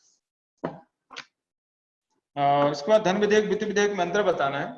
धन विधेयक का जो उल्लेख है आर्टिकल 109(10) में है। 109 में धन विधेयक की प्रक्रिया है और 110 में उसकी परिभाषा है, और 117 जो है वित्त विधेयक से रिलेटेड है। 117 में वित्त विधेयक फर्स्ट, वित्त विधेयक सेकंड दोनों दिए गए। वित्त विधेयक 2 है एक्चुअली, फर्स्ट सेकंड। तो इसमें तीन तरीके से अंतर बताया गया, 3 धन विधेयक, वित्त विधेयक फर्स्ट, वित्त विधेयक सेकंड। देखिए, धन विधेयक वित्त विधेयक फर्स्ट, इसमें दो अंतर है, एक प्रस्तुतिकरण को लेकर के और एक राष्ट्रपति की पूर्व स्वीकृति को लेकर। बाकी अंतर जो है ज्यादा है, मतलब 2 समानताएं, सॉरी, धन विधेयक वित्त विधेयक फर्स्ट में 2 समानताएं, बाकी अंतर है। धन विधेयक और वित्त विधेयक दोनों ही केवल लोकसभा में प्रस्तुत किए जाते हैं और दोनों को प्रस्तुत करने के लिए राष्ट्रपति का पूर्व अनुमोदन जरूरी है। जबकि वित्त विधेयक सेकंड में ऐसा नहीं, वित्त विधेयक सेकंड को कहीं भी प्रस्तुत किया जा सकता है लोकसभा राज्यसभा में से, और वित्त विधेयक सेकंड को प्रस्तुत करने के लिए राष्ट्रपति की पूर्व स्वीकृति जरूरी नहीं है। तो 2 समानताएं हैं धन विधेयक और वित्त विधेयक फर्स्ट, बाकी अंतर है। यानी संशोधन को लेकर के धन विधेयक में संशोधन राज्यसभा नहीं कर सकती है, वित्त विधेयक फर्स्ट में कर सकती है, वित्त विधेयक सेकंड में भी कर सकती है। ठीक है, राज्यसभा को अपने पास रखने का अधिकार धन विधेयक के मामले में 14 दिन है और वित्त विधेयक फर्स्ट, वित्त विधेयक सेकंड दोनों के मामले में 6 महीने का समय है। ठीक है, प्रस्तुतिकरण के संबंध में अंतर, धन विधेयक को मंत्री द्वारा प्रस्तुत किया जाता है, वित्त विधेयक फर्स्ट, वित्त विधेयक सेकंड उनको कोई भी प्रस्तुत कर सकता है ना। तो ये इस तरीके से अंतर लगता है। एक परिभाषा को लेकर का अंतर है, ये एक इंपॉर्टेंट मैं बता रहा हूं। देखिए, धन विधेयक क्या होता है, आर्टिकल 110 में जो 6 पॉइंट्स दिए गए हैं, 6 पॉइंट्स में जैसे करों का लगाना है, समाप्त करना है, संचित निधि से धन का विनियोग है, संचित निधि से धन निकालना है, जमा करना है, आकस्मिक निधि से धन निकालना है, जमा करना है, ऋण संबंधी प्रावधान, ये 6 पॉइंट्स 110 में दिए गए। तो किसी विधेयक में अगर केवल 6 पॉइंट्स में से ही कोई पॉइंट है और कोई पॉइंट नहीं है और कोई प्रावधान नहीं है उसके अलावा, तो वो धन विधेयक। धन विधेयक की परिभाषा क्या है, 110 में दी गई है। उसमें लिखा है कि 110 से संबंधित अगर किसी विधेयक में प्रावधान है केवल, तो वो धन विधेयक, कोई और प्रावधान उसमें नहीं होना चाहिए।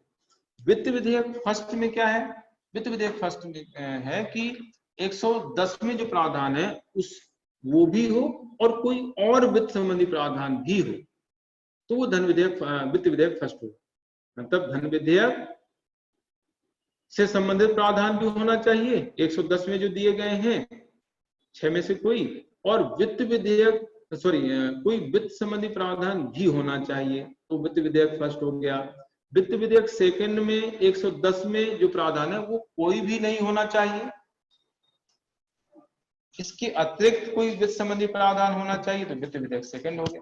तो ये एक इंपॉर्टेंट चीज है, तो कभी परिभाषा ही पूछ ले 3 नंबर में तो आपको लिखना पड़ेगा। एक बार फिर से सुन लो, धन विधेयक क्या है?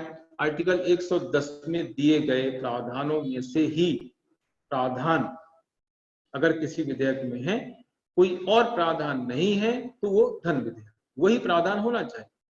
वित्त विधेयक फर्स्ट, आर्टिकल 110 में दिए गए प्रावधानों के साथ साथ अन्य वित्त संबंधी प्रावधान यदि किसी विधेयक में है तो वित्त विधेयक फर्स्ट।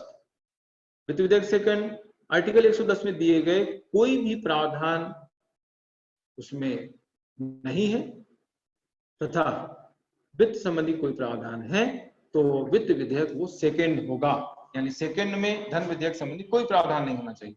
वित्त विधेयक फर्स्ट में धन विधेयक संबंधी प्रावधान के साथ साथ कोई और प्रावधान भी उसमें जुड़ा होना चाहिए। तो ये खास अंतर है, बाकी तो सब वही है। संयुक्त अधिवेशन धन विधेयक में नहीं बुला सकते, वित्त विधेयक फर्स्ट सेकंड में बुला सकते हैं। संशोधन धन विधेयक में नहीं किया सकता राज्यसभा द्वारा, उनमें किया सकता है। राज्यसभा को 14 दिन रखने का अधिकार धन विधेयक मामले में है, उनके मामले में 6 महीने तक रखने का अधिकार। ये सारे पॉइंट वही हैं। इसके बाद मध्य प्रदेश के विकास में प्रदेश के मुख्यमंत्री की चुनौतियों का विश्लेषण कीजिए। इसमें संघीय शासन प्रणाली जो है, मुख्यमंत्री राज्य की कार्यपालिका का वास्तविक प्रमुख होता है और किसी राज्य का जो विकास है वो मुख्यमंत्री के व्यक्तित्व पर, उसके कृतित्व पर और राज्य की राजनीतिक व्यवस्था पर निर्भर करता है। फिर उसमें चुनौतियां मैंने लिखी हैं, सामाजिक, आर्थिक, राजनीतिक और अन्य चुनौतियां। तो सामाजिक चुनौतियों में सामाजिक कुरीतियां हैं, शिशु मृत्यु दर है। शिशु मृत्यु दर के मामले में जो है मध्य प्रदेश का पहला स्थान है। डेटा उसमें देख लेना, 45-46 के आसपास डेटा है, ये प्रति 1000 के आधार पर होता है। शिशु मृत्यु दर जो है प्रति 1000 के आधार पर आंकलित हो जाती है। एक वर्ष में 0 से 1 वर्ष तक के, एक वर्ष में जितने बच्चे जन्म लेते हैं उनमें जितने की मृत्यु हो जाती है उसको बोलते हैं शिशु मृत्यु दर प्रति 1000। तो अभी 46 जो है 45-46 के आसपास ये डेटा है, तो ये सबसे ज्यादा है इंडिया में शिशु मृत्यु। कुपोषण के मामले में सेकंड नंबर पर है, 44% है। साक्षरता मैंने भी ये 2 दिन पहले ही ये NSO द्वारा एक डेटा दिया गया साक्षरता को, वो मैंने लिखा है सितंबर 2020 का, ये 73.7 ये, और वैसे 2011 की जनगणना के हिसाब से 69.3%। ठीक है, तो ये महामारी वगैरह है, स्वास्थ्य संबंधी समस्याएं हैं, सांप्रदायिक दंगे वगैरह हैं, भूखमरी है। मातृत्व मृत्यु दर के मामले में भारत का 5वां स्थान है, 173 प्रति लाख। मातृत्व मृत्यु दर प्रति लाख से आंकलित की जाती है, ध्यान रखने की बात है ना, हेल्थ के पेपर में आप ये पढ़ेंगे। आर्थिक समस्याओं में, आर्थिक चुनौतियों में गरीबी है, बेरोजगारी है, कृषिगत पिछड़ापन है, औद्योगिक पिछड़ापन है, औद्योगिक दृष्टि से बहुत ज्यादा पिछड़ा 7वें स्थान पर है। और उद्योग विहीन जिलों में सबसे ज्यादा उद्योग विहीन जिले मध्य प्रदेश में है। राजनीतिक अस्थिरता है ना, राजनीतिक दलों का सरकार को सहयोग न मिलना है, ये राजनीतिक समस्याएं हैं, राजनीतिक चुनौतियां हैं। अन्य चुनौतियों में पर्यावरण प्रदूषण है, प्राकृतिक जो आपदाएं हैं, बाढ़ है, अकाल है, सूखा, ये ज्यादातर मध्य प्रदेश में आते रहते हैं, भ्रष्टाचार है। तो ये चुनौतियों के संबंध में आपको बताना। इन चुनौतियों को दूर करने के लिए जो कार्यक्रम चलाए जा रहे हैं मध्य प्रदेश शासन द्वारा, मुख्यमंत्रियों द्वारा, उनका आपको उल्लेख करना, लेटेस्ट कार्यक्रम का उल्लेख करना है। जो भी ये हो सकता है कुछ नए कार्यक्रम आपको मिले तो उसमें जो है आपको उल्लेख करना है। और यहाँ पर कोरोना का भी उल्लेख कर सकते हैं, कोरोना काल में मुख्यमंत्री ने जो है काफी अहम भूमिका निभाई, एक नया जोड़ सकते हैं। मैंने इसमें बीमारू से जुझारू, जुझारू से सुचारू का उल्लेख किया हुआ है। प्रस्तावना के मौलिक सिद्धांत इसमें पूछे गए हैं, तो ये 3 नंबर में अगर आता है 3 पॉइंट लिखना है, 6 नंबर में पूछा है तो ज्यादा पॉइंट लिखना है। मौलिक सिद्धांतों में 4 पॉइंट है इसके मेन। एक तो अधिकार का, संविधान के अधिकार के स्रोत, मतलब संविधान को सत्ता, संविधान को अधिकार कहाँ से मिला? तो जनता से मिला। वास्तविक सत्ता जनता में निहित है, क्योंकि हम लिखते हैं हम भारत के लोग, इससे ये चीज स्पष्ट होती है ना। वास्तविक सत्ता जो है इसमें निहित है, जनता में निहित है। भारत की प्रगति कैसी है? भारत को जो है संपूर्ण संपन्न समाजवादी पंथ में लोकतांत्रिक गणराज्य प्रस्तावना में घोषित किया गया है ना। इसके अलावा संविधान का उद्देश्य क्या है? संविधान का उद्देश्य है देश के नागरिकों को सामाजिक, आर्थिक, राजनीतिक न्याय, विचार, अभिव्यक्ति, विश्वास, धर्म, उपासना की स्वतंत्रता, अवसर की समता प्रदान करना, सब इसमें लिखा हुआ है ना। संविधान को अंगीकृत करने की तिथि जो है लास्ट में लिखी गई है, 26 नवंबर 1949 को संविधान को अंगीकृत किया गया, अपनाया गया है ना। तो ये इस तरह से इसके मौलिक सिद्धांत के बारे में बताना। लोकसभा तरह राज्यसभा, लोकसभा अध्यक्ष राज्यसभा के सभापति की शक्तियों की तुलना करना है। मैंने कई बार बताया है बच्चों को कि तुलना अगर पूछी गई है तो उसमें अंतर भी बताना होते हैं और समानताएं भी बताना होती है। अंतर पूछा है तो फिर उसमें अंतर ही बताना है, तुलना पूछी गई है तो इसका मतलब यहाँ पर यह है कि आपको असमानताएं यानी अंतर भी बताना पड़ेंगे और समानताएं बताना पड़ेंगे, है ना। तो पहले अंतर फिर समानताएं। अंतर में 3-4 पॉइंट है। एक तो लोकसभा अध्यक्ष को जो है किसी विधेयक को धन विधेयक घोषित करने का अधिकार है, सभापति को नहीं है। संयुक्त अधिवेशन की अध्यक्षता करने का अधिकार है, ये इधर उसको नहीं है, सभापति को। इसके अलावा अविश्वास प्रस्ताव है, स्थगन प्रस्ताव है, अनुदान मांगे हैं, इनको स्वीकृति प्रदान करने का अधिकार लोकसभा अध्यक्ष, क्योंकि ये लोकसभा में ही प्रस्तुत होती है ना। लोकसभा में अनुदान मांगे प्रस्तुत होती हैं। स्थगन प्रस्ताव, अविश्वास प्रस्ताव लोकसभा में चूंकि प्रस्तुत होता है तो इनको स्वीकृति लोकसभा अध्यक्ष दे सकता है, राज्यसभा सभापति नहीं दे सकता, क्योंकि वहां पर प्रस्तुत ही नहीं होते हैं। नई अखिल भारतीय सेवाओं के गठन के संबंध में ये लोकसभा को इसके बारे में कोई अधिकार नहीं है। सॉरी, नई अखिल भारतीय सेवा के गठन का प्रस्ताव चूंकि राज्यसभा में ही रखा जाता है, इसलिए राज्यसभा के सभापति को अधिकार है, राज्यसभा को अधिकार है, लोकसभा अध्यक्ष को या लोकसभा को अधिकार नहीं है ना। गठन का अधिकार है नई अखिल भारतीय सेवा, जबकि यहाँ पर हम बात कर रहे हैं प्रस्ताव पास करने। नई अखिल भारतीय सेवा के गठन का प्रस्ताव केवल राज्यसभा में रखा जाता है, इसलिए राज्यसभा और उसके सभापति को उसको पास करने का अधिकार है, लोकसभा या लोकसभा अध्यक्ष को ऐसा अधिकार नहीं। समानताओं में दोनों को ही सदन की कार्रवाई को संचालित करने के लिए व्यवस्था बनाए रखने का अधिकार है। समानताओं में दोनों को बराबर मत पड़ने की स्थिति में निर्णायक मत करने का, समान परिस्थिति में ये मतदान नहीं कर सकते हैं। अगर बराबर मत पड़ रहे हैं, पक्ष विपक्ष के दोनों को बराबर मत पड़ रहे हैं, तो निर्णायक मत ही दे सकते हैं, ठीक है। इसके अलावा दल बदल कानून को उल्लंघन के मामले में दोनों को सदन की सदस्यता से अयोग्य घोषित करने का अधिकार है। अपने अपने सचिवालयों पर नियंत्रण रखने का अधिकार है। सचिवालय में जो महासचिव होता है उनकी नियुक्ति का अधिकार होता है। राज्यसभा सचिवालय होता है, लोकसभा का महासचिव होता है, राज्यसभा का महासचिव होता है, तो दोनों को अपने अपने महासचिव की नियुक्ति का अधिकार दिया गया। तो ये है इस तरह से। इसके बाद लॉन्ग क्वेश्चन आते हैं। मौलिक अधिकारों की विशेषताएं, महत्व, आलोचनात्मक लेख। 3 चीजें इसमें बताना है, एक विशेषताएं, महत्व और आलोचना। पहले आप लोगों को क्वेश्चन समझना है कि क्या क्या उसमें पूछा गया है, तो 3 चीज इसमें आपको लिखना है।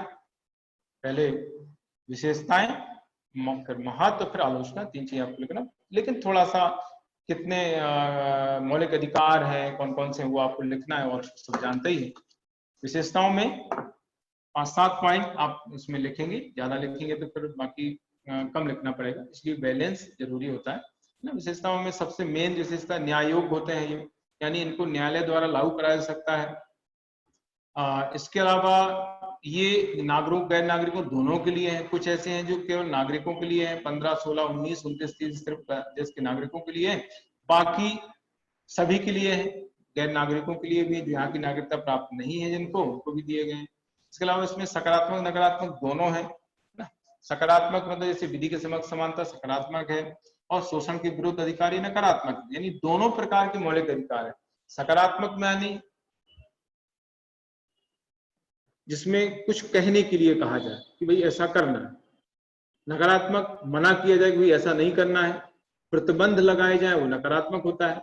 जैसे डीपीएसपी में सब सकारात्मक है, डीपीएसपी जो है सब सकारात्मक, उसमें कहा कि भाई राज्य ऐसा करेगा, इस तरह से करेगा। इसमें कहा गया, कुछ में कहा गया कि ऐसा नहीं करेगा, भेदभाव नहीं करेगा, शोषण पर रोक लगाएगा, ये नकारात्मक है। इसके अलावा संशोधन, संसद को संशोधन का अधिकार है, लेकिन इसके लिए संविधान में संशोधन करना पड़ेगा, तभी इसमें संशोधन हो सकता है। राष्ट्रपति को इनके निलंबन के संबंध में अधिकार दिया गया। राष्ट्रीय आपात मार्शल लॉ के समय राष्ट्रपति इनका निलंबन कर सकते हैं, 2021 का निलंबन नहीं हो सकता है। निर्बंधन, इन पर प्रतिबंध लगाए सकते हैं। जो आर्टिकल 19(1) में जो 6 स्वतंत्रताएं दी गई हैं, उन स्वतंत्रताओं पर देश की एकता, अखंडता, लोक व्यवस्था को ध्यान में रखकर युक्ति युक्त निबंधन लगाए जा सकते हैं। ये आर्टिकल 19 के दूसरे पॉइंट में लिखा हुआ है, ठीक है। इसके अलावा उपांतरण का अधिकार संसद को दिया गया। उपांतरण का जो जिक्र आर्टिकल 33 में कहा गया है, यहां पर लिखा हुआ है कि कुछ ऐसे वर्ग हैं जो देश की सुरक्षा में लगे हुए हैं, जनता की सुरक्षा में लगे हुए हैं, तो उनको किस हद तक मौलिक अधिकार प्राप्त होंगे, ये निर्धारण संसद करती है। इसी को कहते हैं मौलिक अधिकारों का उपांतरण, ठीक है। सुरक्षा बल है, सैन्य बल है, पुलिस बल है, इनको जो है उपांतरण अधिकार संसद को दिया गया आर्टिकल 33। हाँ, इसमें भी गलत लिखा है, 33 आर्टिकल लिख लेना। 8वां जो पॉइंट है ये 33, एक मिनट पेन देना, सुधार दूं, इसमें कुछ एक दो मिस्टेक्स। आर्टिकल 33 है ये 8वां पॉइंट जो है, सशस्त्र बल, पुलिस बल आदि के मामलों में मौलिक अधिकारों का संसद द्वारा उपांतरण, आर्टिकल 33 या 13 लिखा हुआ है, इसको सुधार देना। और इसके पहले मैंने एक करेक्शन कराया है, ये रसिया वहां पे लिखा था, तो उसमें रूस आयरलैंड करना है। डीपीएसपी के अंतर्गत एक मैंने कराया है, ये ले लो। नहीं तो उपांतरण के संबंध में जो अधिकार संसद को दिया गया आर्टिकल 33 है। फिर महत्व बताना है। महत्व में देश की लोकतांत्रिक व्यवस्था को स्थापित करना है, राजनीतिक लोकतंत्र। उसके बाद देखो डीपीएसपी जो है सामाजिक आर्थिक लोकतंत्र की स्थापना करते हैं और ये राजनीतिक लोकतंत्र की स्थापना करते हैं, ठीक है। धर्मनिरपेक्ष चरित्र को जो है इसके माध्यम से उजागर किया जाता है।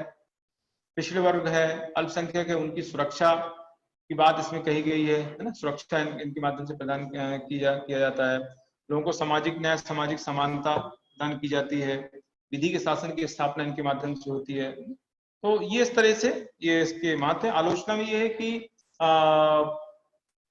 अपूर्ण है, कुछ मौलिक अधिकार और होना चाहिए, वो नहीं है। जैसे उच्च शिक्षा का अधिकार है, लोगों को रोजगार देने का अधिकार ये नहीं है। इनमें निर्बंधन लगाए जा सकते हैं, इनको निलंबित किया जा सकता है। तो ऐसा कहा जाता है कि ये एक हाथ से दिए जाते हैं, दूसरे हाथ से छीन लिए जाते हैं, ऐसा इनके बारे में कहा जाता है। तो ये दोष है। इसके बाद बुनियादी संरचना वाला क्वेश्चन है। बुनियादी संरचना क्या है? बुनियादी संरचना जो है संविधान की आधारशिला होती है, संविधान की नींव होती है, जिस पर संविधान का जो ढांचा वो खड़ा होता है। और ये महत्वपूर्ण होते हैं, है ना। इनके आधार पर ही हमारा संविधान बना है। अगर इनको चेंज कर दिया जाएगा, इनको बदल दिया जाएगा, तो पूरा संविधान ही विकृत हो जाएगा। इसीलिए केशवानंद भारती बनाम केरला द्वारा 1973 में इसका कॉन्सेप्ट दिया था। इसमें कहा था कि संविधान में संशोधन संसद कर सकती है, लेकिन संविधान का आधारभूत ढांचा चेंज नहीं होना चाहिए। तो पहली बार आधारभूत ढांचे की जो बात है वो केशवानंद भारती बनाम केरल राज्यवाद में कही गई थी। फिर इसके तत्व बताना, कौन कौन से तत्व हैं। बहुत सारे तत्व इसमें अलग अलग बताए गए हैं। किसी ने प्रस्तावना को आधारभूत ढांचा माना है, किसी ने मौलिक अधिकार, किसी ने डीपीएसपी को माना है, किसी ने न्यायिक समीक्षा, किसी ने विधि का शासन, है ना, किसी ने संविधान की सर्वोच्चता, किसी ने संघीय शासन, किसी ने धर्मनिरपेक्ष चर्च, किसी ने संघीय शासन। ये अलग अलग है। तो फिर एक टेबल बनाई गई है कि किस वाद में किसको आधारभूत ढांचा सुप्रीम कोर्ट में माना गया है। तो केशवानंद भारती केस में संविधान की सर्वोच्चता है ना, और संघीय चरित्र है, धर्मनिरपेक्ष चरित्र है, संसदीय शासन है ना, कार्यपालिका विधायिका न्यायपालिका के बीच शक्ति संतुलन है।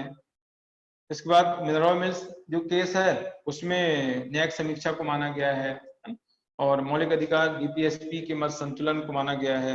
इंदिरा साइनी जो केस है उसमें विधि के शासन को माना गया है। एसआर मुंबई केस 1994 का राष्ट्रीय शासन से रिलेटेड है, इसमें न्यायिक समीक्षा है, लोकतंत्र, संघीय शासन को माना गया है। चंद्र कुमार बनाम भारत संघवाद जो है, जो ब्रिट क्षेत्राधिकार है, आर्टिकल 32 226, इनको जो है मूलाधार माना गया है। IR कोयलो बनाम तमिलनाडु राज्य, ये 7वीं अनुसूची से रिलेटेड है, सॉरी 9वीं अनुसूची से रिलेटेड है। 9वीं अनुसूची में चयन करने के संबंध में प्रावधान किया गया था, तो इसमें भी न्यायिक समीक्षा को मूलाधार माना गया है। इसमें परिवर्तन क्यों नहीं हो सकता है? तो परिवर्तन नहीं होने का कारण ये है कि संविधान को राजनीतिक आधार पर चेंज ना करना, इसको मैंने लिखा है कि संविधान का राजनीतिकरण व राजनीति का संविधानीकरण होने से रोकना, मतलब संविधान को राजनीतिक स्वार्थ के अनुरूप ना ढाल पाए। सरकार जो है या कोई दल राजनीतिक स्वार्थों को की पूर्ति के लिए संविधान का उपयोग ना कर पाए, इसके लिए जो है आधारभूत ढांचे में परिवर्तित ना करने की बात कही गई, बड़ी बात। इसके अलावा संविधान की सर्वोच्चता को बनाए रखना, संविधान का संरक्षण करना, लोगों के मौलिक अधिकारों को बनाए रखना है ना, और संघीय स्वरूप को बनाए रखना है, कार्यपालिका को निरंकुश होने से रोकना है। ये कुछ खास पॉइंट इसमें बताना है आप लोगों को। और इसके बाद संसदीय राष्ट्रपति केवल नाम मात्र का प्रमुख है, वास्तविक नहीं, ये क्वेश्चन इसमें लॉन्ग क्वेश्चन में दिया गया है ना। तो इसमें फिर राष्ट्रपति की शक्तियां आपको बताना है, पहले सब कॉमन है, सब आप जानते हैं, कार्यपालिक है, विधायी है, न्यायिक है, कूटनीतिक है, सैन्य है ना, वित्तीय है, ये सारी शक्तियां, सामान्यकालीन शक्तियां। फिर आपातकालीन शक्तियां 3 है, राष्ट्रीय आपात, वित्तीय आपात, राष्ट्रपति शासन, वित्तीय आपात। इन सभी शक्तियों का उल्लेख करना है, ठीक है। ये कार्यपालिक शक्तियां दी गई हैं, इसको सबको अलग अलग। कार्यपालिक शक्तियों में नियुक्ति संबंधी अधिकार है, विधायी शक्तियों में राष्ट्रपति को लोक संसद के सत्र बुलाने, सत्तासान करने, लोकसभा विघटन करने, अध्यादेश जारी करने, है ना, वीटो शक्तियां, ये सब विधायी शक्तियां हैं। न्यायिक शक्तियों में क्षमादान की शक्ति है, न्यायाधीशों की नियुक्ति संबंधी है, सर्वोच्च न्यायालय से परामर्श लेना है। वित्तीय शक्तियों में बजट रखना है, धन विधेयक को पास करना है, आकस्मिक निधि पर नियंत्रण है, ये वित्तीय शक्तियां हैं। न्यायिक शक्तियों में युद्ध शांति घोषणा करना है, कूटनीतिक शक्तियों में अंतर्राष्ट्रीय संधि करना है। तो ये सारी शक्तियां, ऐसे राष्ट्रीय आपात, राष्ट्रीय शासन, वित्तीय आपात, राष्ट्रीय आपात की घोषणा युद्ध, बाह्य सशस्त्र विद्रोह के दौरान राष्ट्रपति करते हैं। जब किसी राज्य में संविधान तंत्र विफल हो जाता है तो आर्टिकल 356 के तहत राज्य में राष्ट्रीय शासन लागू राष्ट्रपति करते हैं। वित्तीय आपात, जब देश का वित्तीय स्थायी संकट में होता है तो वित्तीय आपात की घोषणा राष्ट्रपति करते हैं। तो ये जो घोषणाएं, ये जो शक्तियां हैं, ये राष्ट्रपति के पास तो है, लेकिन इसमें कोई भी ऐसी शक्ति नहीं है जिसका प्रयोग राष्ट्रपति खुद कर सके अपने दम पर। इन सभी शक्तियों का प्रयोग राष्ट्रपति द्वारा मंत्रिपरिषद के परामर्श से ही किया जाता है। मंत्रिपरिषद अगर परामर्श नहीं दे तो राष्ट्रपति कुछ नहीं कर सकते। राष्ट्रीय आपात की घोषणाएं हो, चाहे वो कार्यपालिक शक्ति हो, चाहे विधायी शक्ति हो, कुछ ऐसी शक्तियां हैं जिनमें संसद का भी हस्तक्षेप होता है। जैसे राष्ट्रीय आपात की जो राष्ट्रपति, राष्ट्रीय आपात है, राष्ट्रीय शासन, वित्तीय आपात, इनकी घोषणा तो मंत्रिपरिषद के परामर्श, मंत्रिमंडल के परामर्श से राष्ट्रपति कर सकते हैं, लेकिन उसके लिए आगे अगर उनको बढ़ाना है तो संसद के अनुमोदन से ही बढ़ेंगे। 1 महीने 2 महीने तक तो रह सकती हैं। इसके बाद अगर बढ़ना है तो संसद का अनुमोदन होगा तो ही बढ़ पाएंगे। युद्ध और शांति की घोषणा करना है, घोषणा तो हो जाए, घोषणा करने के लिए जो है संसद में उसको पास कराना जरूरी होता, तभी युद्ध शांति घोषणा राष्ट्रपति कर पाएंगे, ठीक है। तो इस तरीके से जो है मंत्रिपरिषद और संसद के अनुमोदन से ही राष्ट्रपति इन शक्तियों का प्रयोग कर सकता है। इसीलिए हम कहते हैं कि राष्ट्रपति जो है नाम मात्र का संवैधानिक प्रमुख, वास्तविक नहीं। इसलिए उसको बोलते हैं कि रबर स्टैंप है, राष्ट्रपति रबर स्टैंप की तरह काम करता है। तो ये है इस तरह से। लास्ट में पॉजिटिव बात बताना है कि कुछ ऐसी शक्तियां हैं, कुछ ऐसे राष्ट्रपति हुए हैं जिन्होंने अपने व्यक्तित्व के माध्यम से कुछ प्रयास किए हैं, कारगर कदम उठाए हैं। तो वो आपको लास्ट में पॉजिटिव चीज कहना है। इसके बाद संविधान संशोधन की आवश्यकता, और फिर इसमें राष्ट्रीय आपात संबंधी प्रावधानों में क्या संशोधन 44 संविधान संशोधन में किए गए हैं, ये आपको बताना। तो संशोधन आर्टिकल 368 में बताया गया है, 368 जो आर्टिकल है भाग 20 है, यहाँ पर जो संशोधन के बारे में बताया गया है, 2 उसमें प्रोसेस बताई गई। संसद के विशेष बहुमत संशोधन, संसद के विशेष बहुमत के साथ साथ कम से कम आधे से अधिक राज्यों के अनुमोदन संशोधन, ये 2 प्रक्रियाएं उसमें बताई गई। एक तीसरी प्रोसेस भी है जो आर्टिकल 368 में नहीं बताई गई है, वो है संसद के साधारण बहुमत से संशोधन। तो ये हल्का जिक्र करना है, उसमें आपको मेन फोकस करना है कि क्यों जरूरत होती है संविधान संशोधन।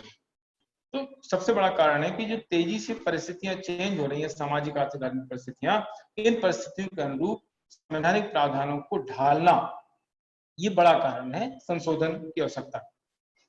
इसके अलावा संविधान की प्रासंगिकता, संवैधानिक प्रावधानों की प्रासंगिकता उपयोगिता बनी रहे, इसके लिए इसकी जरूरत पड़ती है। केंद्र द्वारा राज्यों को कुछ अधिकार प्रदान करना है तो संविधान संशोधन करना पड़ेगा। संविधान में कुछ कठोर प्रावधान है, उनको सरल बनाने के लिए इसकी जरूरत पड़ती है। कार्यपालिका विधायिका द्वारा कार्यपालिका को कुछ अधिकार प्रदान करने के लिए इसकी जरूरत पड़ती है ना।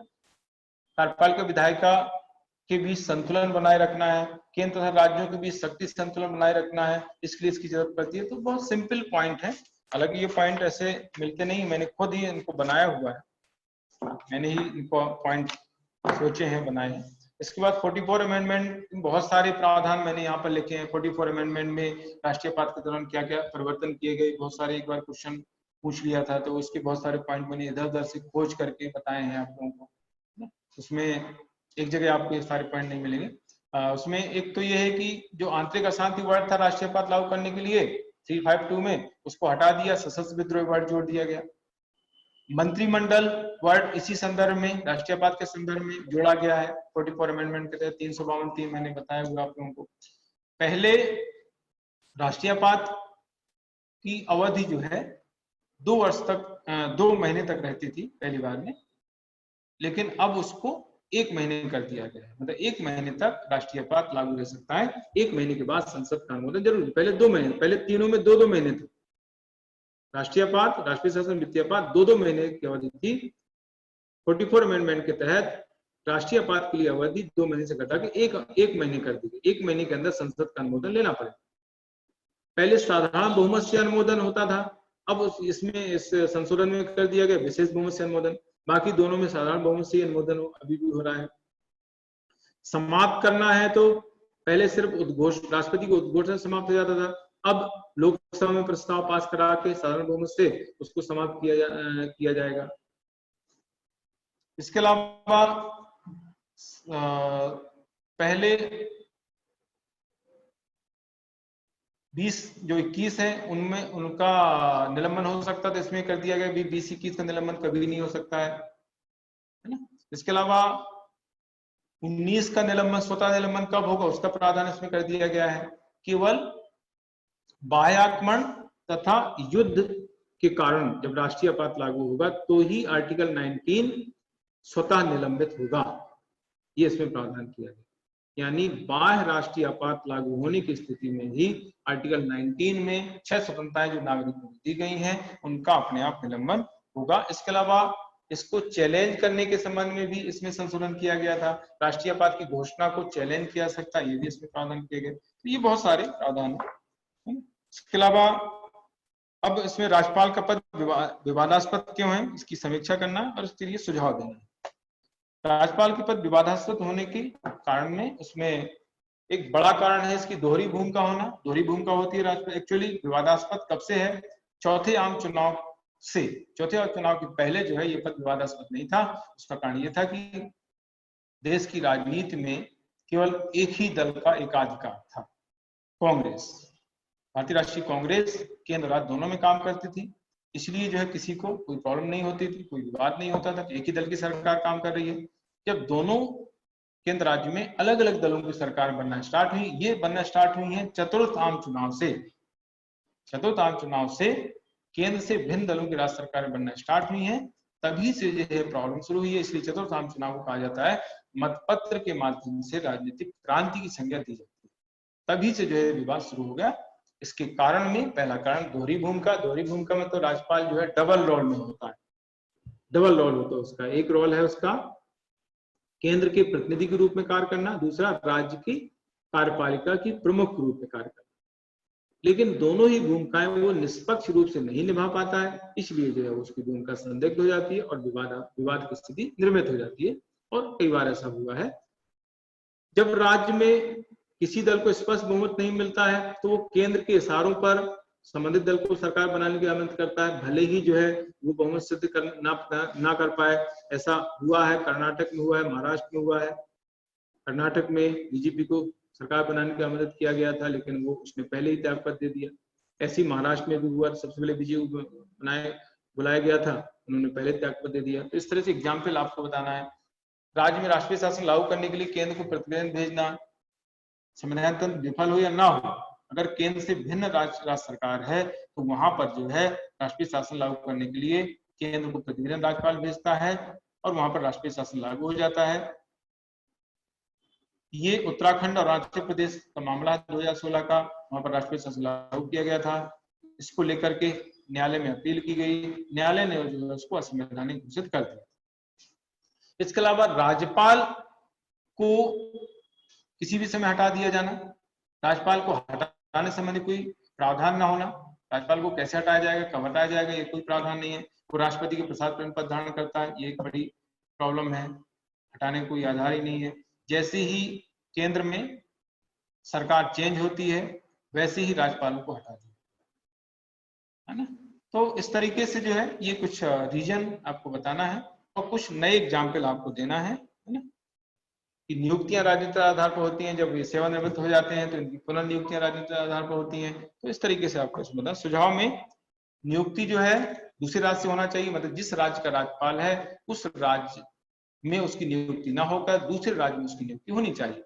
नियुक्ति करते समय संबंधित राज्य के मुख्यमंत्री से परामर्श लिया जाना चाहिए। इसको हटाने के संबंध में आधार होना चाहिए, है ना, हटाने का आधार होना चाहिए। इसका कार्यकाल जैसे 5 वर्ष है, लेकिन उसमें लिखा हुआ है कि राज्यपाल के प्रसाद प्रेम पद, तो ये प्रावधान हटाया जाना चाहिए, है ना। और राष्ट्रपति शासन लागू करने के लिए एक निश्चित आधार होना चाहिए। सेवानिवृत्ति के बाद राजनीतिक पदों पर नियुक्ति नहीं होना चाहिए। राज्यपाल की नियुक्ति प्रशासनिक न्यायिक क्षेत्र से होना चाहिए। तो इस तरह से कुछ प्रावधान आपको इसमें बताना।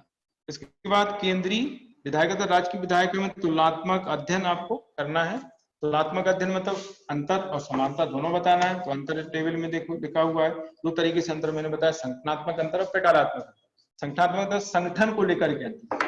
तो संसद में कौन शामिल है, तो संसद में लोकसभा, राज्यसभा, राष्ट्रपति। राज्य विधानमंडल में कौन शामिल है, तो राज्यपाल, विधानसभा, विधान परिषद, ये एक अंतर हो गया। अब दूसरे सदन की उपलब्धता अंतर, जैसे राज्यसभा, दूसरे सदन राज्यसभा संसद का वो हमेशा उपलब्ध रहता है, लेकिन राज्य विधानमंडल का दूसरा सदन विधान परिषद वो सभी राज्यों में उपलब्ध नहीं। दूसरे सदन को समाप्त करना या उसका उत्साधन करना, तो राज्यसभा का ना तो उत्साधन होता है ना विघटन होता है, ना तो राज्यसभा समाप्त हो सकती है ना विघटित हो सकती है, जबकि विधानसभा विघटित नहीं हो सकती लेकिन समाप्त हो सकती है। आर्टिकल 169 के तहत जो विधान परिषद है उसको संसद समाप्त कर सकती है लेकिन विघटन नहीं हो सकता। लेकिन राज्यसभा ना तो विघटित हो सकती है ना ही समाप्त हो सकती है। विधान परिषद समाप्त हो सकती है लेकिन विघटित नहीं हो सकती। मनोनीत के संबंध में अंतर है। प्रथम सदन में मनोनीत 2 सदस्य मनोनीत होते हैं एंग्लो इंडियन के, और द्वितीय सदन में जो है एक सदस्य राज्यपाल एंग्लो इंडियन को मनोनीत करता है। द्वितीय सदन में मनोनीत सदस्य, द्वितीय सदन में मनोनीत सदस्य 12 सदस्य 4 क्षेत्र में, यहाँ पर थोड़ा सा अंतर है, वैसे उसमें बाद में चेंज किया है, आप लोगों के नोट्स में थोड़ा सा मिस्टेक हो गई है। तो विधान परिषद में उसकी कुल सदस्य संख्या 1/6 सदस्य राज्यपाल 5 क्षेत्रों से मनोनीत करते हैं। नोट्स में 3 क्षेत्र लिखा हुआ है तो उसको 5 कर लेना, है ना, स्प्रिंट हो गई है। 3 क्षेत्रों की जगह 5 क्षेत्रों का उल्लेख वहां पर करना है। 5 क्षेत्र कौन कौन से? साहित्य, कला, विज्ञान, समाज सेवा, सहकारी आंदोलन। राज्यसभा में 4 क्षेत्र, साहित्य, कला, विज्ञान, समाज सेवा। यहाँ पर एक सहकारी आंदोलन 5वां क्षेत्र नया जुड़ जाता है। तो ये इस तरह से आपको अंतर बताना, ये संगठनात्मक अंतर है। दूसरे सदन का जो प्रमुख है उसकी स्थिति को लेकर के अंतर है। यहाँ पर दूसरा सदन का जो प्रमुख यानी उपराष्ट्रपति है उसका सदस्य नहीं होता है। विधान परिषद का जो प्रमुख है वो उसका सदस्य होता है। इसके बाद इसके प्रकारात्मक अंतर, शक्ति को लेकर के अंतर है। विधि निर्माण के संबंध में अंतर, संसद सभी प्रकार के विषयों पर विधि बना सकती है, चाहे वो संघ सूची हो, चाहे राज्य सूची हो, चाहे सम्मति सूची हो, चाहे अवशेष शक्ति हो। लेकिन राज्य विधान जो मंडल है वो केवल राज्य सूची और सम्मति सूची के संबंध में विषयों पर विधि बना सकती है।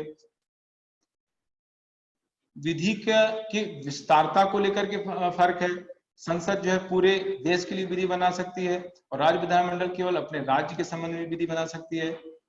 संशोधन का जो अधिकार है वो संसद का ही है, राज्य विधानमंडल संविधान में संशोधन नहीं कर सकती है। इसके बाद 2 संशोधन का जो अधिकार है वो संसद का ही है, राज्य विधानमंडल संविधान में संशोधन नहीं कर सकती है। संशोधन का जो अधिकार है वो संसद का ही है, राज्य विधानमंडल संविधान में संशोधन नहीं कर सकती है। इसके बाद 3 संशोधन का जो अधिकार है वो संसद का ही है, राज्य विधानमंडल संविधान में संशोधन नहीं कर सकती है। इसके बाद सॉरी महाभियोग, राष्ट्रपति पर महाभियोग के संबंध में अंतर है। राष्ट्रपति पर महाभियोग की जो प्रक्रिया है, चाहे वो राष्ट्रपति के खिलाफ हो, चाहे सुप्रीम कोर्ट के न्यायाधीश, हाईकोर्ट के न्यायाधीश के खिलाफ हो, वो महाभियोग की प्रक्रिया केवल संसद में चलती है। विधानमंडल को महाभियोग लाने का अधिकार नहीं है किसी को। उपराष्ट्रपति के निर्वाचन में संसद ही भाग लेती है, ना तो विधानसभा भाग लेती है, ना ही विधान परिषद भाग। तो ये कुछ खास अंतर है। समानताओं में दोनों ही अपने अपने स्तर पर विधि बनाते हैं। दोनों के जो प्रथम सदन है वो जनता का प्रतिनिधित्व करते हैं, है ना। दोनों को जो है कार्यपालिका पर नियंत्रण रखने का अधिकार है। वहां संसद केंद्र सरकार पर नियंत्रण रखती है प्रश्नकाल, अविश्वास प्रस्ताव, स्थगन प्रस्ताव के माध्यम से। यहाँ पर राज्य विधानमंडल भी राज्य सरकार पर नियंत्रण रखती है। दोनों के प्रथम सदन को जो है सरकार को गिराने का अधिकार है, लोकसभा या विधानसभा को, है ना। दोनों ही जो है अपने अपने जो पदाधिकारी, राष्ट्रपति, राज्यपाल, उनके अध्यादेश को अनुमोदित करने का अधिकार है। तो इस तरीके से जो है कुछ समानताएं आपको इससे बता देना। तो ऐसे ये आपका डिस्कशन कंप्लीट हो जाता है। इसमें अगर किसी को कोई डाउट लग रहा है, कुछ कोई कंफ्यूजन है, तो अभी वो पूछ सकता है।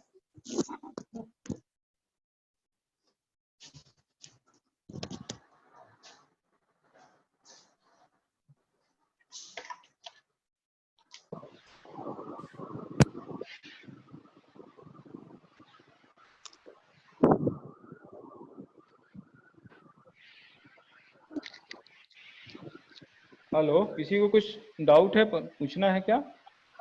सर नेटवर्क क्या? हेलो, इस टाइमिंग में नेटवर्क की बहुत प्रॉब्लम आ रही है। अच्छा, नेटवर्क की प्रॉब्लम आ रही है,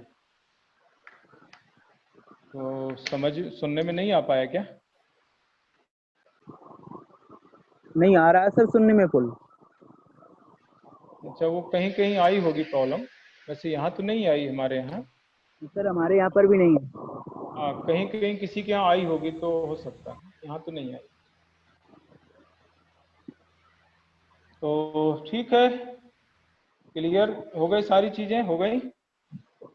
हेलो सर टेलीग्राम में ये अवेलेबल हो जाएगी डिस्क्रिप्शन इसका? टेलीग्राम में नहीं है, ग्रुप में डला है, जो टेस्ट सीरीज का ग्रुप है उसमें डाला है। आप लोगों के ग्रुप में पता नहीं डला कि नहीं डला, ये टेलीग्राम में नहीं है शायद अभी, देखते हैं। अभी सभी क्लास ग्रुप में भी डाला है पहला पेपर, जैसा कि सर ने निर्देश दिए थे, तो सभी क्लास ग्रुप में भी हमने डाला था, जिससे स्टूडेंट उनको देख लें। और जिन्होंने जैसे अभी ज्वाइन नहीं किया टेस्ट सीरीज फॉर्म भर के, तो वो लोग भी आगे के पेपर में जरूर ध्यान रखें कि अगर आप आगे के पेपर के आपको डिस्क्रिप्शंस और मॉडल आंसर तभी मिलेंगे जब आप टेस्ट सीरीज का फॉर्म भर के ज्वाइन करेंगे। तो आप लोग 19 के एग्जाम देने वाले स्टूडेंट विशेष ध्यान दें, समय का उपयोग करके आप इस टेस्ट सीरीज में शामिल हो जाएं। इसका आप मॉडल आंसर देखेंगे तो आपको लगेगा कि हाँ है कुछ। अभी हालांकि जिसने देखा होगा उसको लगा होगा।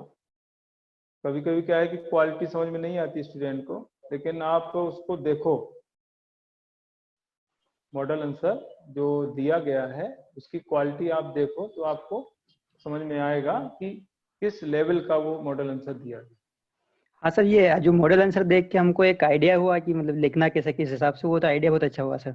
आपने देखा है? हाँ सर, अभी देखा है ना। पूरा देखा? हाँ सर। अभी और देखो, अभी अच्छे से नहीं देखा होगा। हाँ। उसमें इंट्रोडक्शन, कंक्लूजन, बीच का मैटर, चार्ट, डायग्राम जो भी है, उसके हिसाब से अगर आप पूरा देखेंगे तो आपको लगेगा कि हाँ है कुछ। सर एक चीज मैं पूछ रहा था, जैसे कि ये जो 19 बैच के लिए जो मेन मतलब अभी जो ऑनलाइन टेस्ट सीरीज चालू हुई है, हाँ, तो सर ये अगर इसमें अगर ये ज्वाइन करते तो फिर ऑफलाइन के लिए अलग से फिर वो अपने परचेस करना पड़ेगी क्या? हाँ, उसमें फिर करना पड़ेगी। अच्छा, तो सर एक्चुअली हमने अभी ऑनलाइन इसलिए नहीं करी थी कि हम सोचे कि ऑफलाइन जैसे अक्टूबर वगैरह में होने का है, तो हम इसलिए ले नहीं रहे थे सर अभी। एक ही बार मिलता है वो। हाँ, ये में इसमें कर लेंगे तो देखिए एक्चुअल में एग्जाम के क्या नोटिफिकेशन का कोई भरोसा नहीं, हमने स्टूडेंट को यही बोला है टाइम एक्चुअली नहीं मिल पाएगा। टाइम जी की जी प्रॉब्लम है ना, इसलिए इसको हाँ अभी कर लेंगे तो अच्छा रहेगा। जी ऑफलाइन सर का वेट करेंगे तो वो कुछ कह नहीं सकते कब होगी, अभी तो अक्टूबर में भी मुश्किल लग रहा है जिस तरह से माहौल चल रहा है। हाँ सर तो टाइम को देखते हुए किया है इसको स्टार्ट, तो उधर वो टाइम नहीं मिलेगा तो फिर कैसे हो पाएगा। जी सर। सर एक बार इसका जो टेस्ट शेड्यूल है ना जो वो डलवा दीजिएगा, तो सर ऐसा होगा तो फिर ऑनलाइन ये ऑनलाइन लेने में सही रहेगा सर, क्योंकि टाइम का इशू आएगा तो फिर वही। हाँ वही इसलिए तो किया है ना स्टार्ट, जी जी टाइम सर। की प्रॉब्लम आएगी आगे, जी सर। टाइम कब मिलेगा आपको, है ना। Okay thank you sir. चलिए okay, thank you, welcome. Thank you sir. Okay, good night, thank you, thank you sir. Thank you.